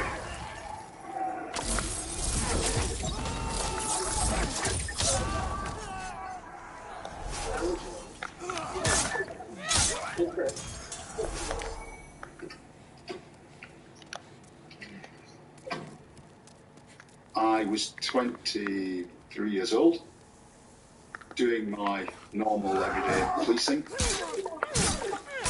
and waiting to be appointed as a detective. The killer was at large, and everyone had a role to play. With the nature of where the murders were happening and the victims, the red light areas were clearly vulnerable. areas in terms of the killer striking again. I was part of an undercover operation in the red light area, recording the car registration details of cars that were coming in with a single male, driving through the area, cruising. One of us was shouting the numbers out of the car going past, and the other colleague was scratching the number down on a piece of paper. It was staggering, the numbers. There were just so many. Car after car. Thousands upon thousands. Like a football match at times, the number of people coming through it. George Oldfield knows as much as any detective in Britain about catching killers. He's met his match. From this incident room at Leeds Police Station, he directs a team of 270 men, all of them working full-time on the search for the Ripper. The incident room was absolutely buzzing. The whole building was just taken over by manpower. Right, can we check with the assistant, please? Andrew Robinson, St Joseph's Avenue in Leeds. All the officers were given a specific job. I was given indexing the names of people that came into the system, and I was put working on what was called the big wheel. A metal carousel had all the index. Somebody might ring up and say, I think my cousin is the Ripper. Yes, hold on, I'll just check it. You would go to the wheel and you would look through the indexes and see if that name was already in. And if it was already in, then you would fasten those details to it and off it would go to Inspector. Out at the other end would be a piece of paper titled Action. That action may be go and interview John Smith at this address. Do that one piece of work, write it up with a result, and then bring it back through the machine, and it comes in again and goes around this. The information could come from the house-to-house inquiry teams, people who were telephoning in, officers who come across something while they were doing their ordinary police work. We were getting hundreds and hundreds of actions every day. There were piles of paper everywhere in the incident room.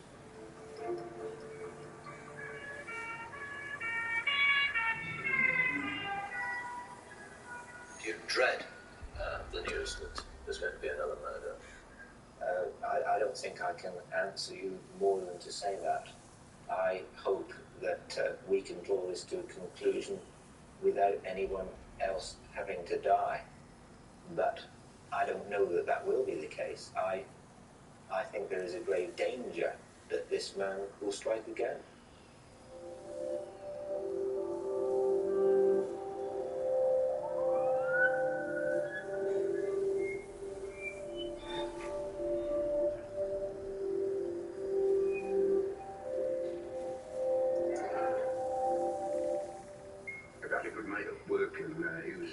Garden. So we've got an allotment and we're going to grow all our own veg and stuff there.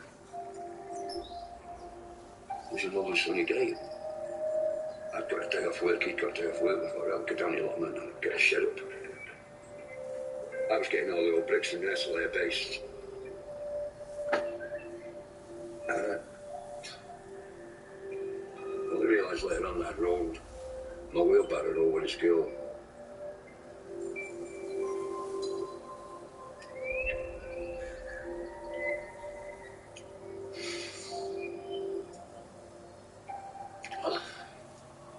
Her hair was moved off. Her face was smashed in. Her breast was cut off. She was disemboweled.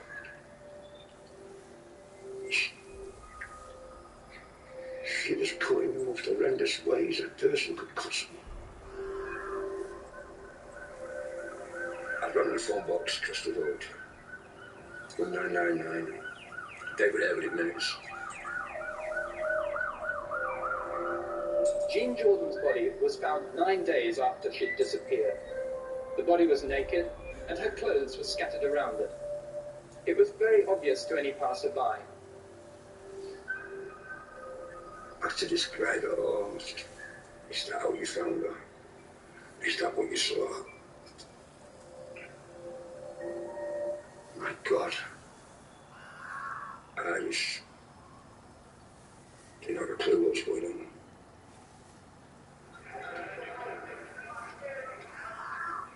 Jean Jordan was a known prostitute last seen in a red light area, taken to a place which is a well-known place of resort for prostitutes to take the punters. There was enough there to make it pretty clear that this was all part of the series. The only difference was that she was found in Manchester.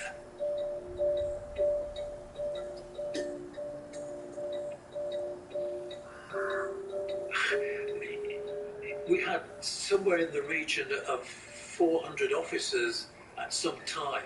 Got all this activity with hundreds of thousands of hours in West Yorkshire. And he's in Manchester. Wow. Greater Manchester has the largest network of motorways in the country. 8 motorways, a total of 260 miles of carriageway. It was unusual for any multiple murderer to travel out of area. But then we were still in the early days of getting used to motorways. The motorways gave people the opportunity to do things that they hadn't done, which included criminals. If the Ripper has a means of transport and he's going to Manchester, he could go anywhere. After murdering Jean Jordan, the killer had pushed her body under the hedge. And then, when it had not been discovered, he'd been reckless enough to return to the scene of the crime and move the body out into the open. There were slash injuries to the trunk and abdomen, which had been inflicted much later. It seemed that this assailant had gone back to the body looking for something and had lost his temper when he hadn't found it.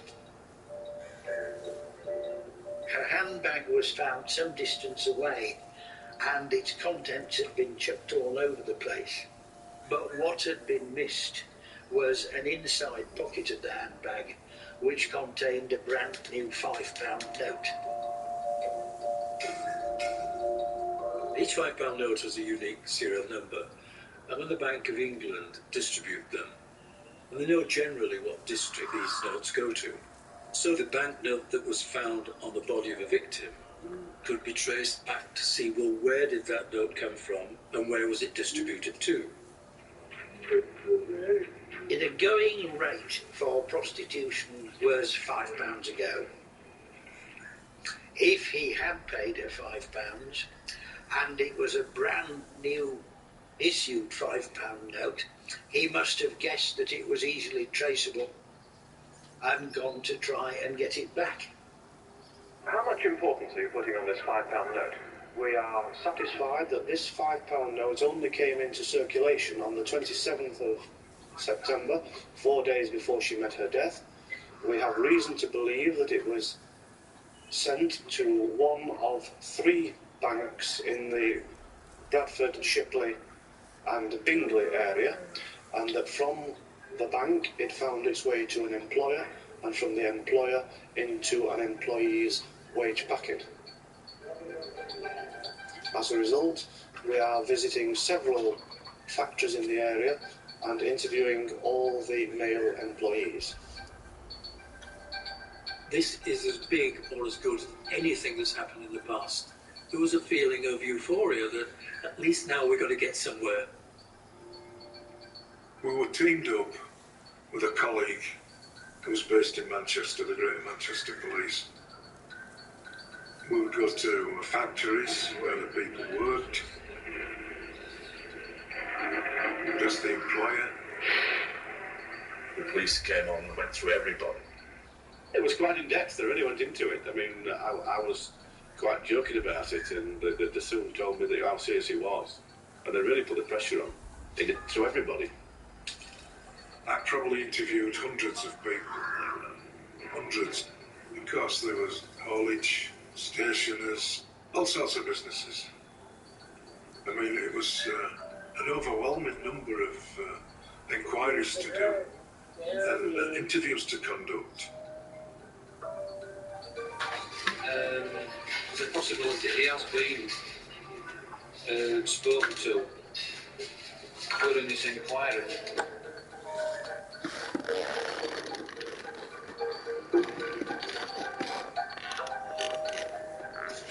We are prepared to keep on pursuing these inquiries until we have interviewed everybody Who could possibly have received that phone call? We needed the public to help to get this solved. At the time, it was hard. People weren't tremendously interested.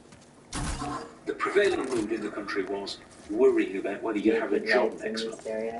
What's that? Danger, no smoking, naked lights in this area. Planes were not professional firemen, but naval ratings. I wonder if it was like because of the type of lights they were. It was like gas lights or. It was a very turbulent time.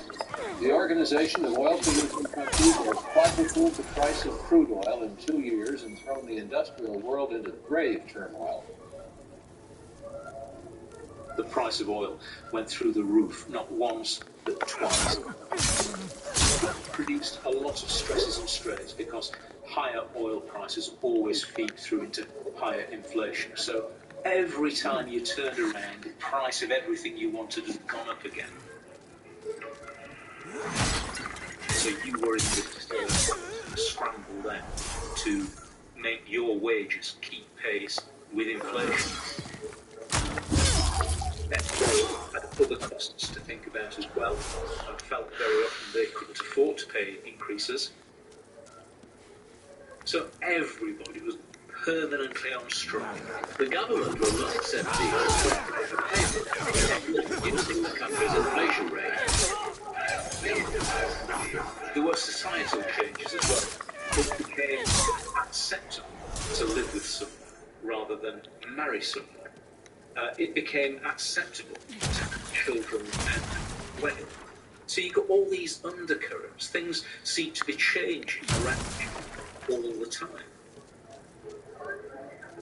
And eventually, in the eyes of some people, you reached a point where you felt that society was beginning to come apart, to fray around the edges. And now, we've got a serial killer.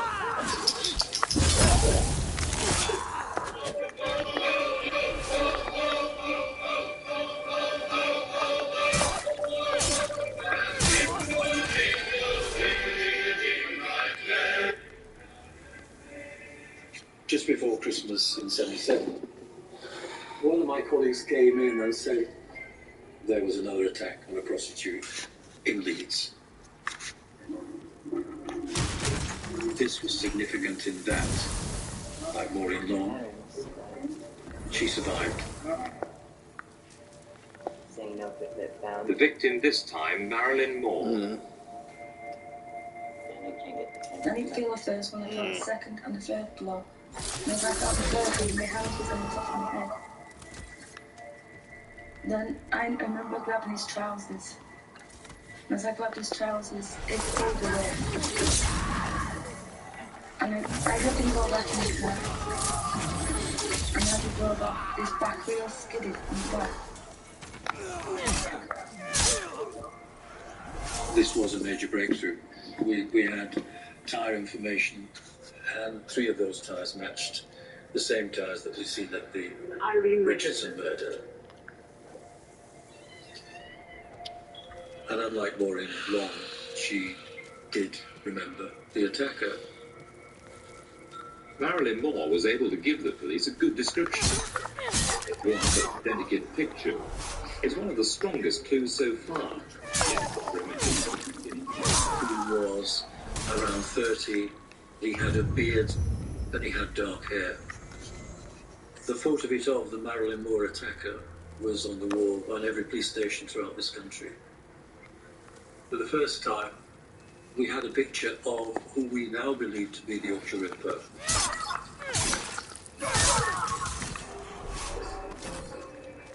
Unless you were there, you cannot conceive of what he was like. Every single police officer in West Yorkshire would have worked 24 hours a day to catch this man.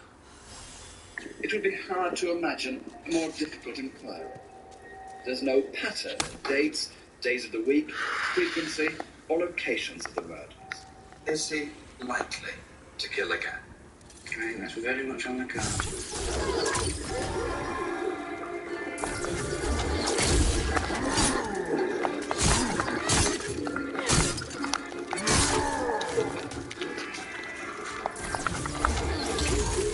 Obviously, I'll never forget it because it was my first crime scene. I've been to the both times. We were told we had to get into the timber yard. I was the first woman to join the forensic science lab. And I was initially received with a large dose of skepticism by the chap who was my boss. But you just think, you know, I'm here to do a job, and you just get on with it. The first thing that struck me was how beautiful she was. Helen Whittaker was the 7th victim to lose her life at the hands of the Ripper.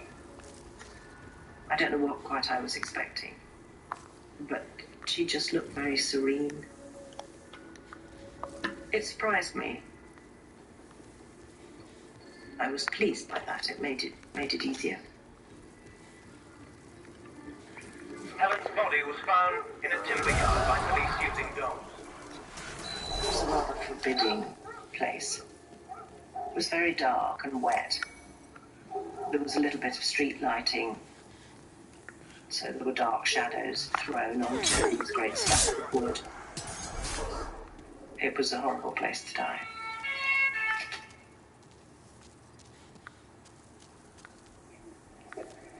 We were very keen, obviously, to see if we could find anything at all that the perpetrator might have left behind them.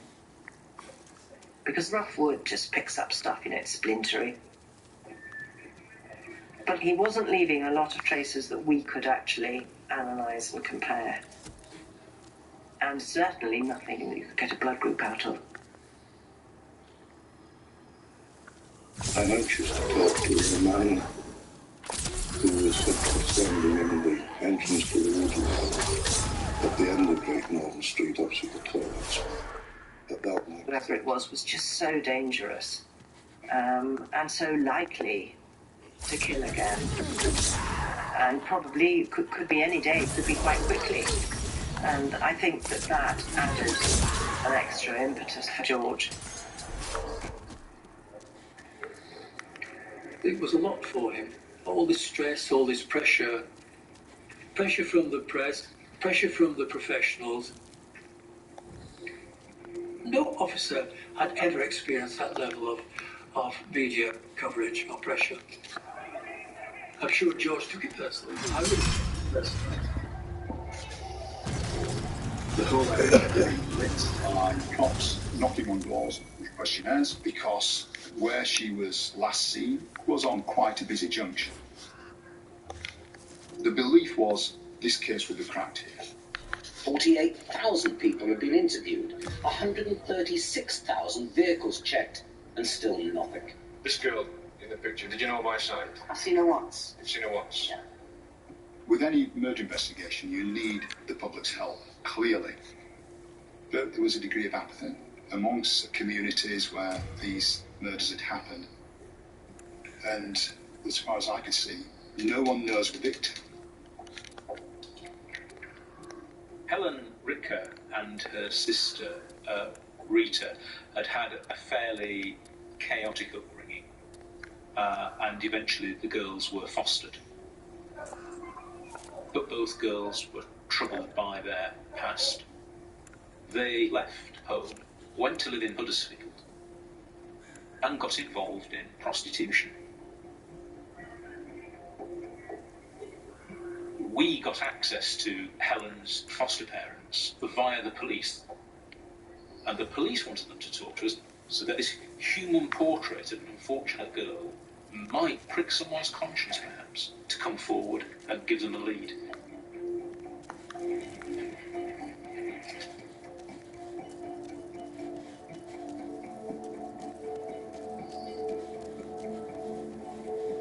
Rita Ritka had accompanied her sister on the night she died, as she later told George Oldfield. But Rita was no ordinary person. Helen's twin sister Rita helped with the investigation enormously. It was an incredibly distressing time for her. They were both 18 at that point. There was hopes that this would galvanise the public effort towards contacting the police. Rita put her heart and soul into this scramble for information, and it did nothing. The women who might help aren't noted for their cooperation with the old enemy, the police, and their clients have obvious reasons for being shy and coming forward. What we do find that if there's something involving an animal, if an animal's killed in the course of the commission of a criminal offence, then, the public are revolted by this, and then they will come forward with giving information. Yet when human beings are involved, particularly the type that we're investigating, the murders of which we're concerned with, there's this fair attitude they just couldn't care less. Yeah, that's, I feel... George's life was this investigation. Right, Had been for a number of years. Talking to women who are like doing illegal sex work, it's some of them die, they're not talking which will be because they just stress-related. don't fucking care. Stress is so You know, dangerous. you're not out. Yeah, you're not out to fucking help the them. investigation.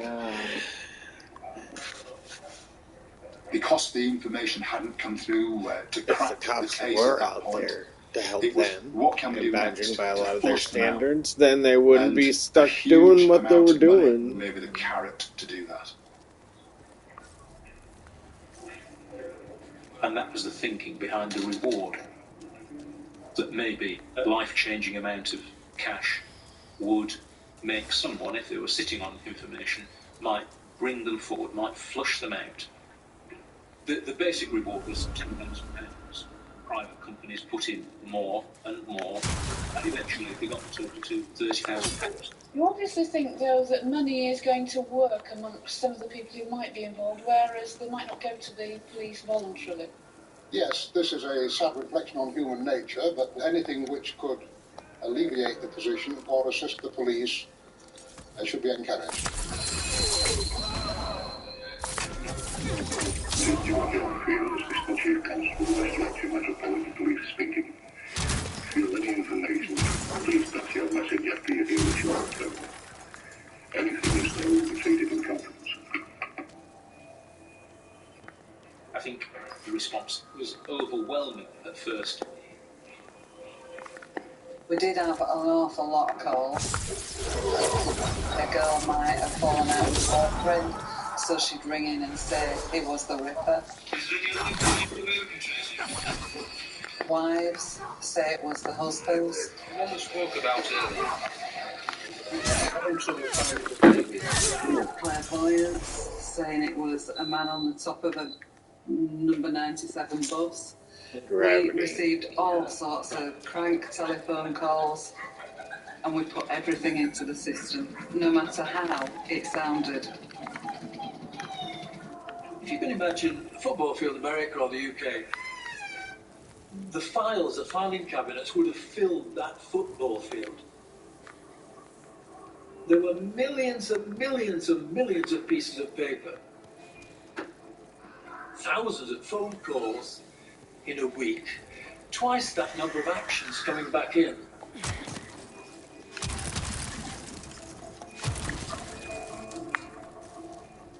As it built and built, structural engineers said the floor is going to fall in. So we had to put concrete pillars underneath to hold the floor up, to hold the weight of the floor up. That's how much paperwork it was.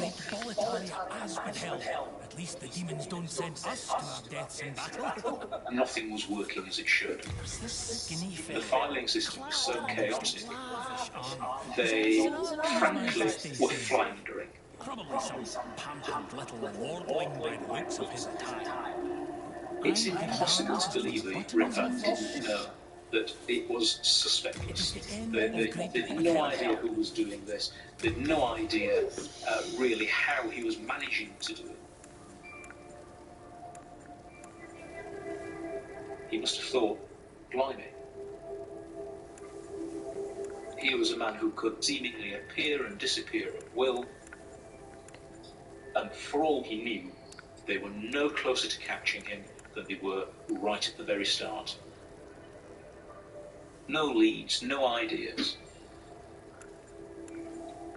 Undetectable. You know, I would have thought the prostitutes would have been on the run. I would have thought they would have been leaving this area in dozens and dozens. There's no real evidence to support that is so. I mean, where the fuck would they go? Bradford and these prostitutes. Genius. I know, because I made it my business to say to them, look, you're bloody mad. You know, what you're doing just isn't on. And you'd like to win a war. Are you scared when you go out on the streets like this now? Very scared, yeah.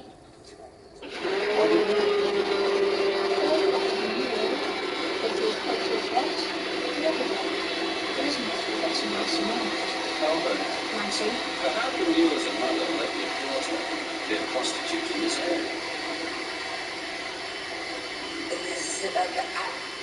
Well, it's a living love, isn't it? It's a living love.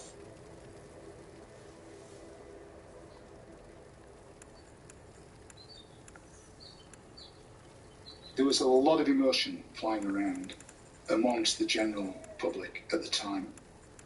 There's a great sadness. There's a great sense of horror because of the carnage it's caused. There was a lot of anxiety. I was reluctant to see my wife out alone. You know, you're going to be at whatever location it is. You're not going to leave that location. I will come and collect you. Everybody seemed to be on edge.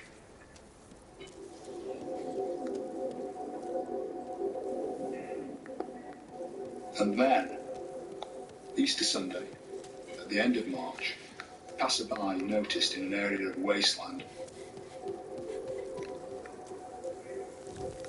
a woman's hand sticking out of a pile of rubbish.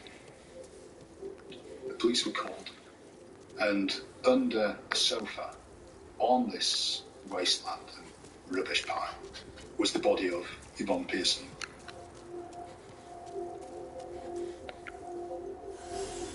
Mrs. Pearson's body was hidden under a settee on waste ground in Bradford's red light area. Police think she died soon after disappearing 2 months ago. The way that the killer had disposed of her body, throwing her onto a waste dump, covering her with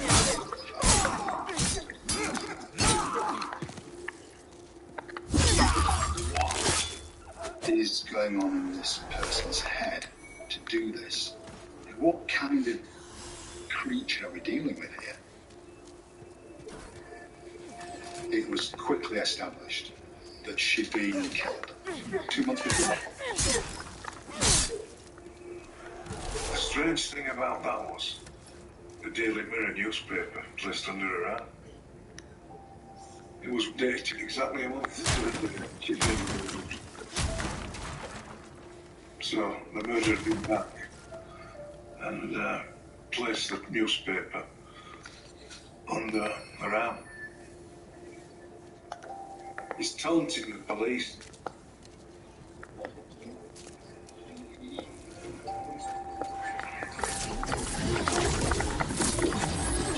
You've been involved in this inquiry yourself. You've actually investigated dozens and dozens of murders. disrespected your one man's good parents. What did your own personal feeling?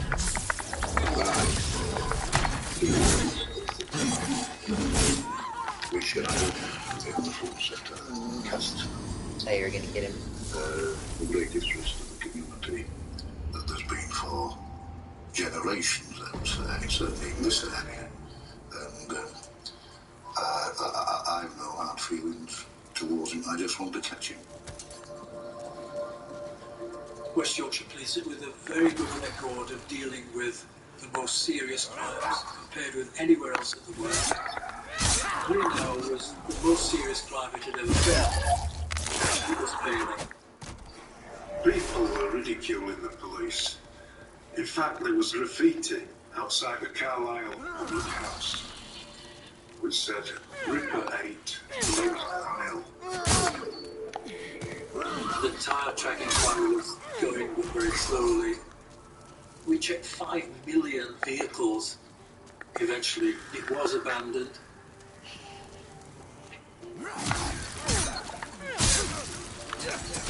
Once the £5 note inquiry looked to be one of the best leads we possibly had, we would not link any single person to the owners. The whole organisation felt to be sinking under the weight of this. Detectives describe the Ripper as one of the most cunning killers they've ever had to trace. Over the last 12 months seems to be part of an attempt to step up his campaign of terror. Apart from giving that, he's likely to take Terrible, I wonder how many ladies he got. No wonder there's a bunch that they didn't catch. They didn't find out. Sounds like that's very likely. Of all the publicity which is currently being given to this case, what psychological effect will it have on this person? Should we maybe be withdrawing some of the publicity?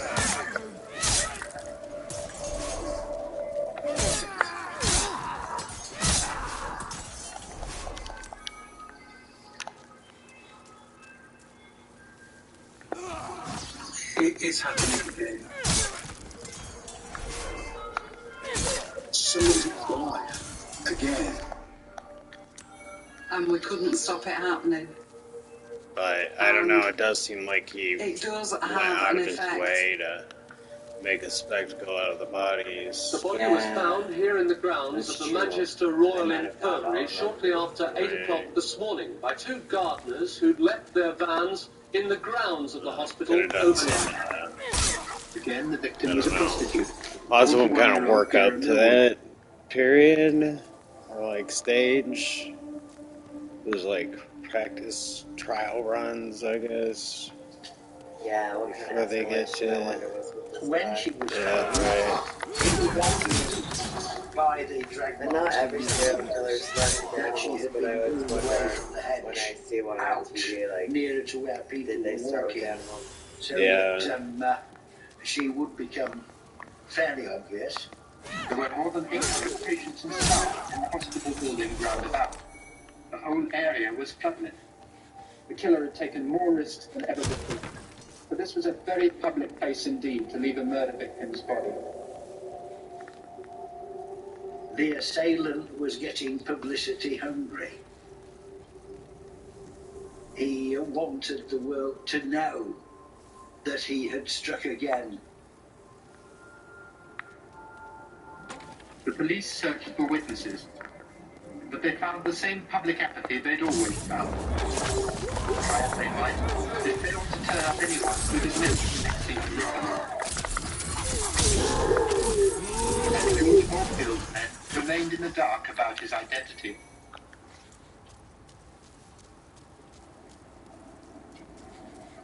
You get to a stage where you've done everything you could possibly think of.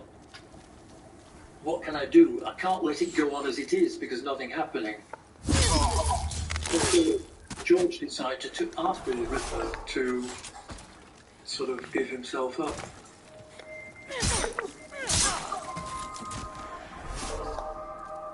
In your own interest. And that's kind of desperate. Then give yourself up.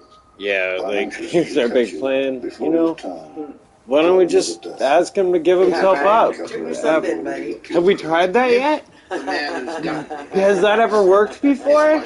Do you think that might work? Fuck yeah, let's do it. All right, Bill. Check out the big brain on Bill. You see, you made your point 8 times. And if you continue making your point, you're simply going to produce public sympathy for these prostitutes, and I'm sure that is not what you want. What a track. Around this time, a series of letters came into the incident room. Today, at a news conference at the headquarters of the West Yorkshire Police, the most vital clues the police have so far were revealed. The Ripper has written letters to the man who's hunting him, the Assistant Chief Constable of West Yorkshire, George Oldfield. George Oldfield received a series of letters from an individual ultimately killed. Of course, you always get cranks, but this seemed more than just a crank. It seemed to be someone deliberately trying to get a message across. As supposed to be this couple. The letter writers the Ripper. What really killed me was the reference to the Queer Mill on the grounds of the Royal Infirmary. It was saying that she'd been in hospital operations then. George Oldfield knew that Queer Mill had actually had 3 operations at the Manchester hospital shortly before she was killed. And this is where the whole investigation now started taking off. The man has taunted you, is setting a challenge to you. What's your reaction to that? He has also threatened that he's going to kill again. We'll catch him before he does. I sincerely hope we catch him before he has the chance to kill again. The letters were sent to the laboratory for fingerprinting and forensic examination of the gum seal. The licked gum strip on the envelope was grouped, and that's when it was discovered that it had come from a man who was a secretor, which is actually one of the rarest of the OBO groups. It only exists in about 6% of men. You know, sort of, if you're digging days and days and days, and then you suddenly find some gold. Like, that's a piece of gold, you found something, but we can deal with this. That's how it felt. I personally, I'm sure colleagues felt it. And he's got to be real, got to be within touching distance of him. This is now going to happen. We're going to stop this man. We're going to get him. And then absolutely pathetic.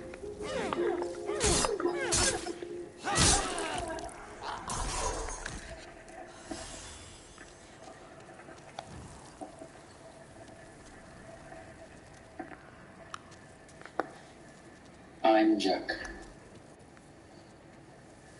I see you are still having no luck catching me. I'm not quite sure when I'll strike again. Maybe September, October. Even sooner if I get the chance.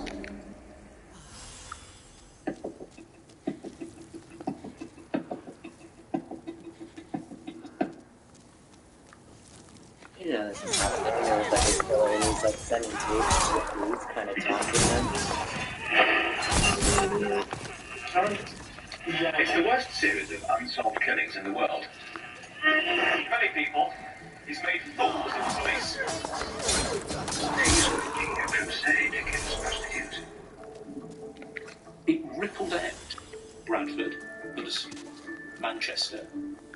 But life had to go on. People still went to work. People still went out at night. Incident room, with everything that George Oldfield had in his hands now. Footwear cracks, footwear marks that had been lifted at the seams, the blood group, the handwriting, the photoprint. He felt this was only a matter of time.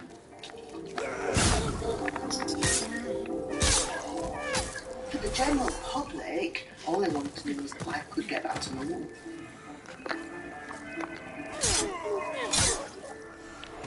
It was around about 6:30 in the morning, and there was a knock at my door, and it was a message from one of the photographers to say that a body had been found in Halifax. It was really shocking to me to see the Ripper Squad there in this sensitive area. It was the first person I'd ever seen dead. This morning, the body of Josephine Whittaker, 19-year-old girl, was found on playing fields in Seville Park. It's 11 months since the Ripper's previous killing. Experience has taught the police that it may not be long before he strikes. What are you thinking? Oh my God. The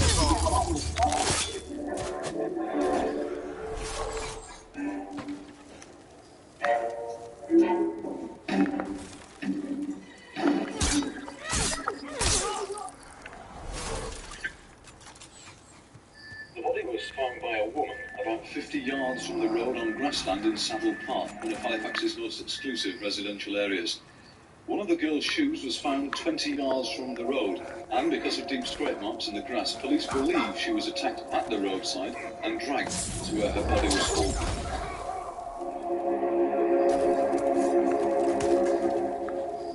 This murder in such a middle-class area changed everything.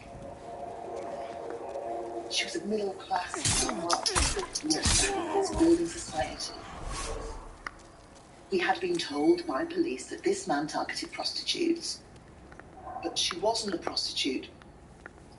The latest Ripper murder differs from the rest in that the killer struck not in a red light district as before, but in a quiet middle class. Miss Whittaker was a very respectable young lady.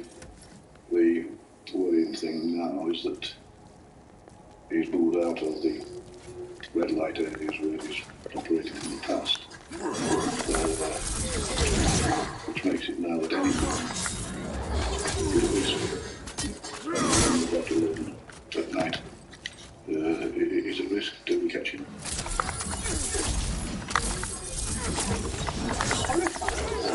Josephine Whittaker.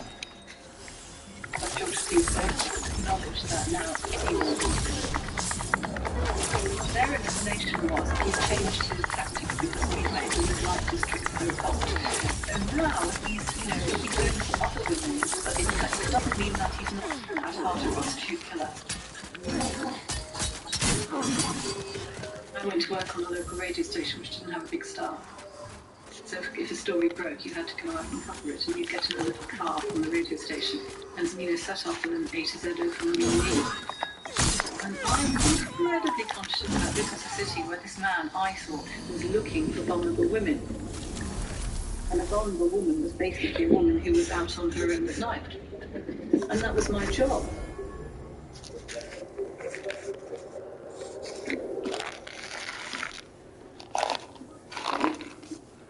I was just doing my usual work in the CID office.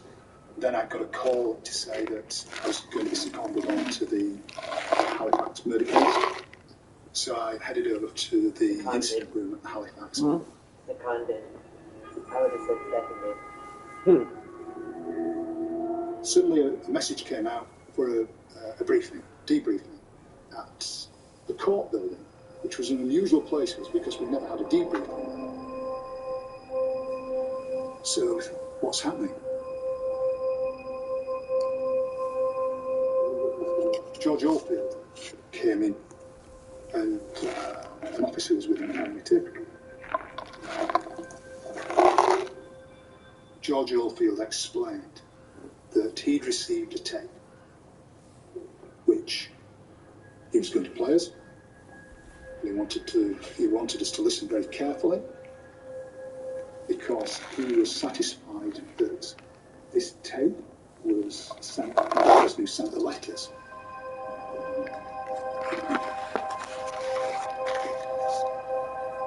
Everybody was pretty stunned at this. We wondered what was going to be on the tape. The whole place just sank into silence. The button was pressed, and out came the voice. Loki, you need to go outside, bud? Loki, he's on the other side. I'm Jack. I see you are still in the room catching me. I have greatest respect for you, George. Good Lord. You are no nearer catching me now than 4 years ago when I started. I reckon your boys are letting you down, George. They can't be much good, can they? I'm not quite sure when I'll strike again, but it will be definitely sometime this year. I'm not sure where. Maybe Manchester. I like it there. There's plenty of them knocking about. You never learn, do they, George? At the rate I'm going, I should be in the book of records. I think it's 11 up now, isn't it? Well, it's been nice chatting to you, George. Yours, Jack Berry. Here, at last, was the lead that blew the case wide open. It's given us a pretty good chance now, because we've got his voice. They had the letters which were sent from Sunderland, and now they have the tape with a Sunderland or Geordie accent. Well, before, we'd only been looking for a man, and there are literally millions, and we didn't know where he came from. But now that we can localise the area, the field is not appreciably, as I'm sure you must agree.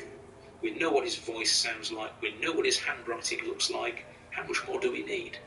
One of the experts who's helped police to analyse the tape and the voice is a lecturer in linguistics at Leeds University, Mr. Jack Winsor-Lewis. He believes he's isolated the area the voice comes from. This was ascertained by my colleague in the University of Leeds School of English, Stanley Ellis, who a few weeks ago went up to Sunderland.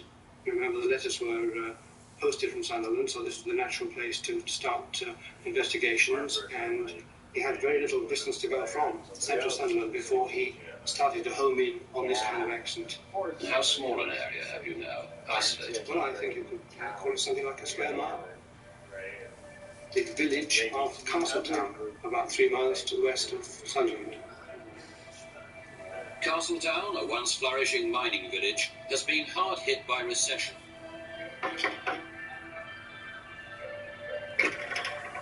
Is your husband in at the moment? Yes. The police have a team of 100 detectives making house-to-house inquiries in the area.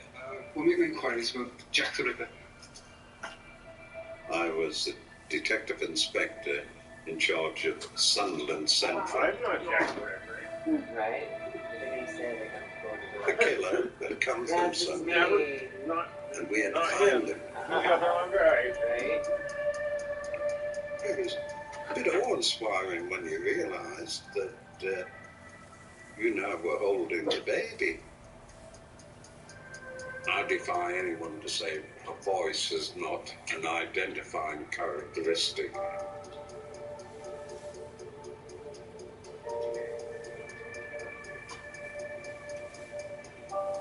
We felt we were part of a very modern police force indeed.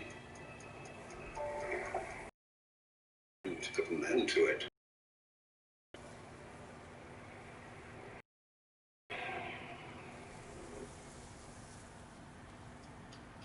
So there she stood on the steps of number 10, Britain's first and so far only woman Prime Minister.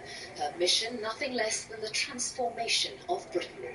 Where there is discord, may we bring harmony.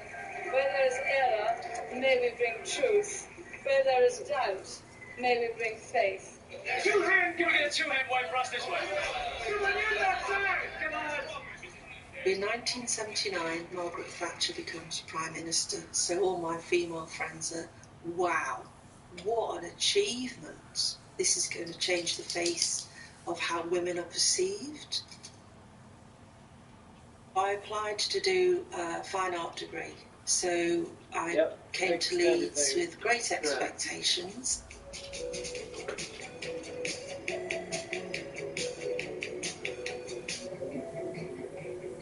At the end of the 70s, anything went. I, at one point, had all my hair cut short, bleached nearly white, and then dyed bright yellow on the tips. You could explore all of these things, you know, and jeans and wearing men's attire. The contraceptive pill was also easy to get hold of in the 70s. So that was a real moment. It was very liberating, and I was very gregarious. I could make friends easily. Now you need to go outside. Now you want to go outside? It was a very lively vibe at the time. There was a lot of music, punk bands. I was only slightly aware of the Ripper.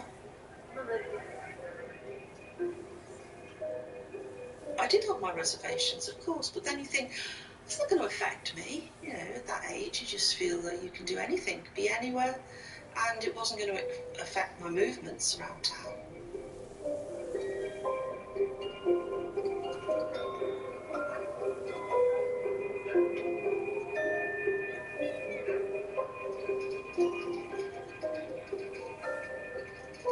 I remember being in the newsroom. We were all sitting around the big table, and somehow somebody said, oh, there's been another Ripper murder. Barbara Leach was a student in Bradford. Barbara Leach left the Mangle Arms on Great Orton Road at 1 o'clock on Sunday morning. Her house in Ash Grove is only 150 yards round the corner, yet Barbara chose to leave her friends and walk on alone in the dark. Somewhere along the way, she met the man they called the Yorkshire Ripper, and he fulfilled the grim pledge she made in June. All the women in the room, our faces drained of colour, and I remember feeling absolutely chilled to the bone. Whereas the men were saying, oh wow, it's another Ripper murder, let's get on to it. And I thought that's the difference between people who see it as a story and people who feel involved. Because by then, I think we all felt at risk.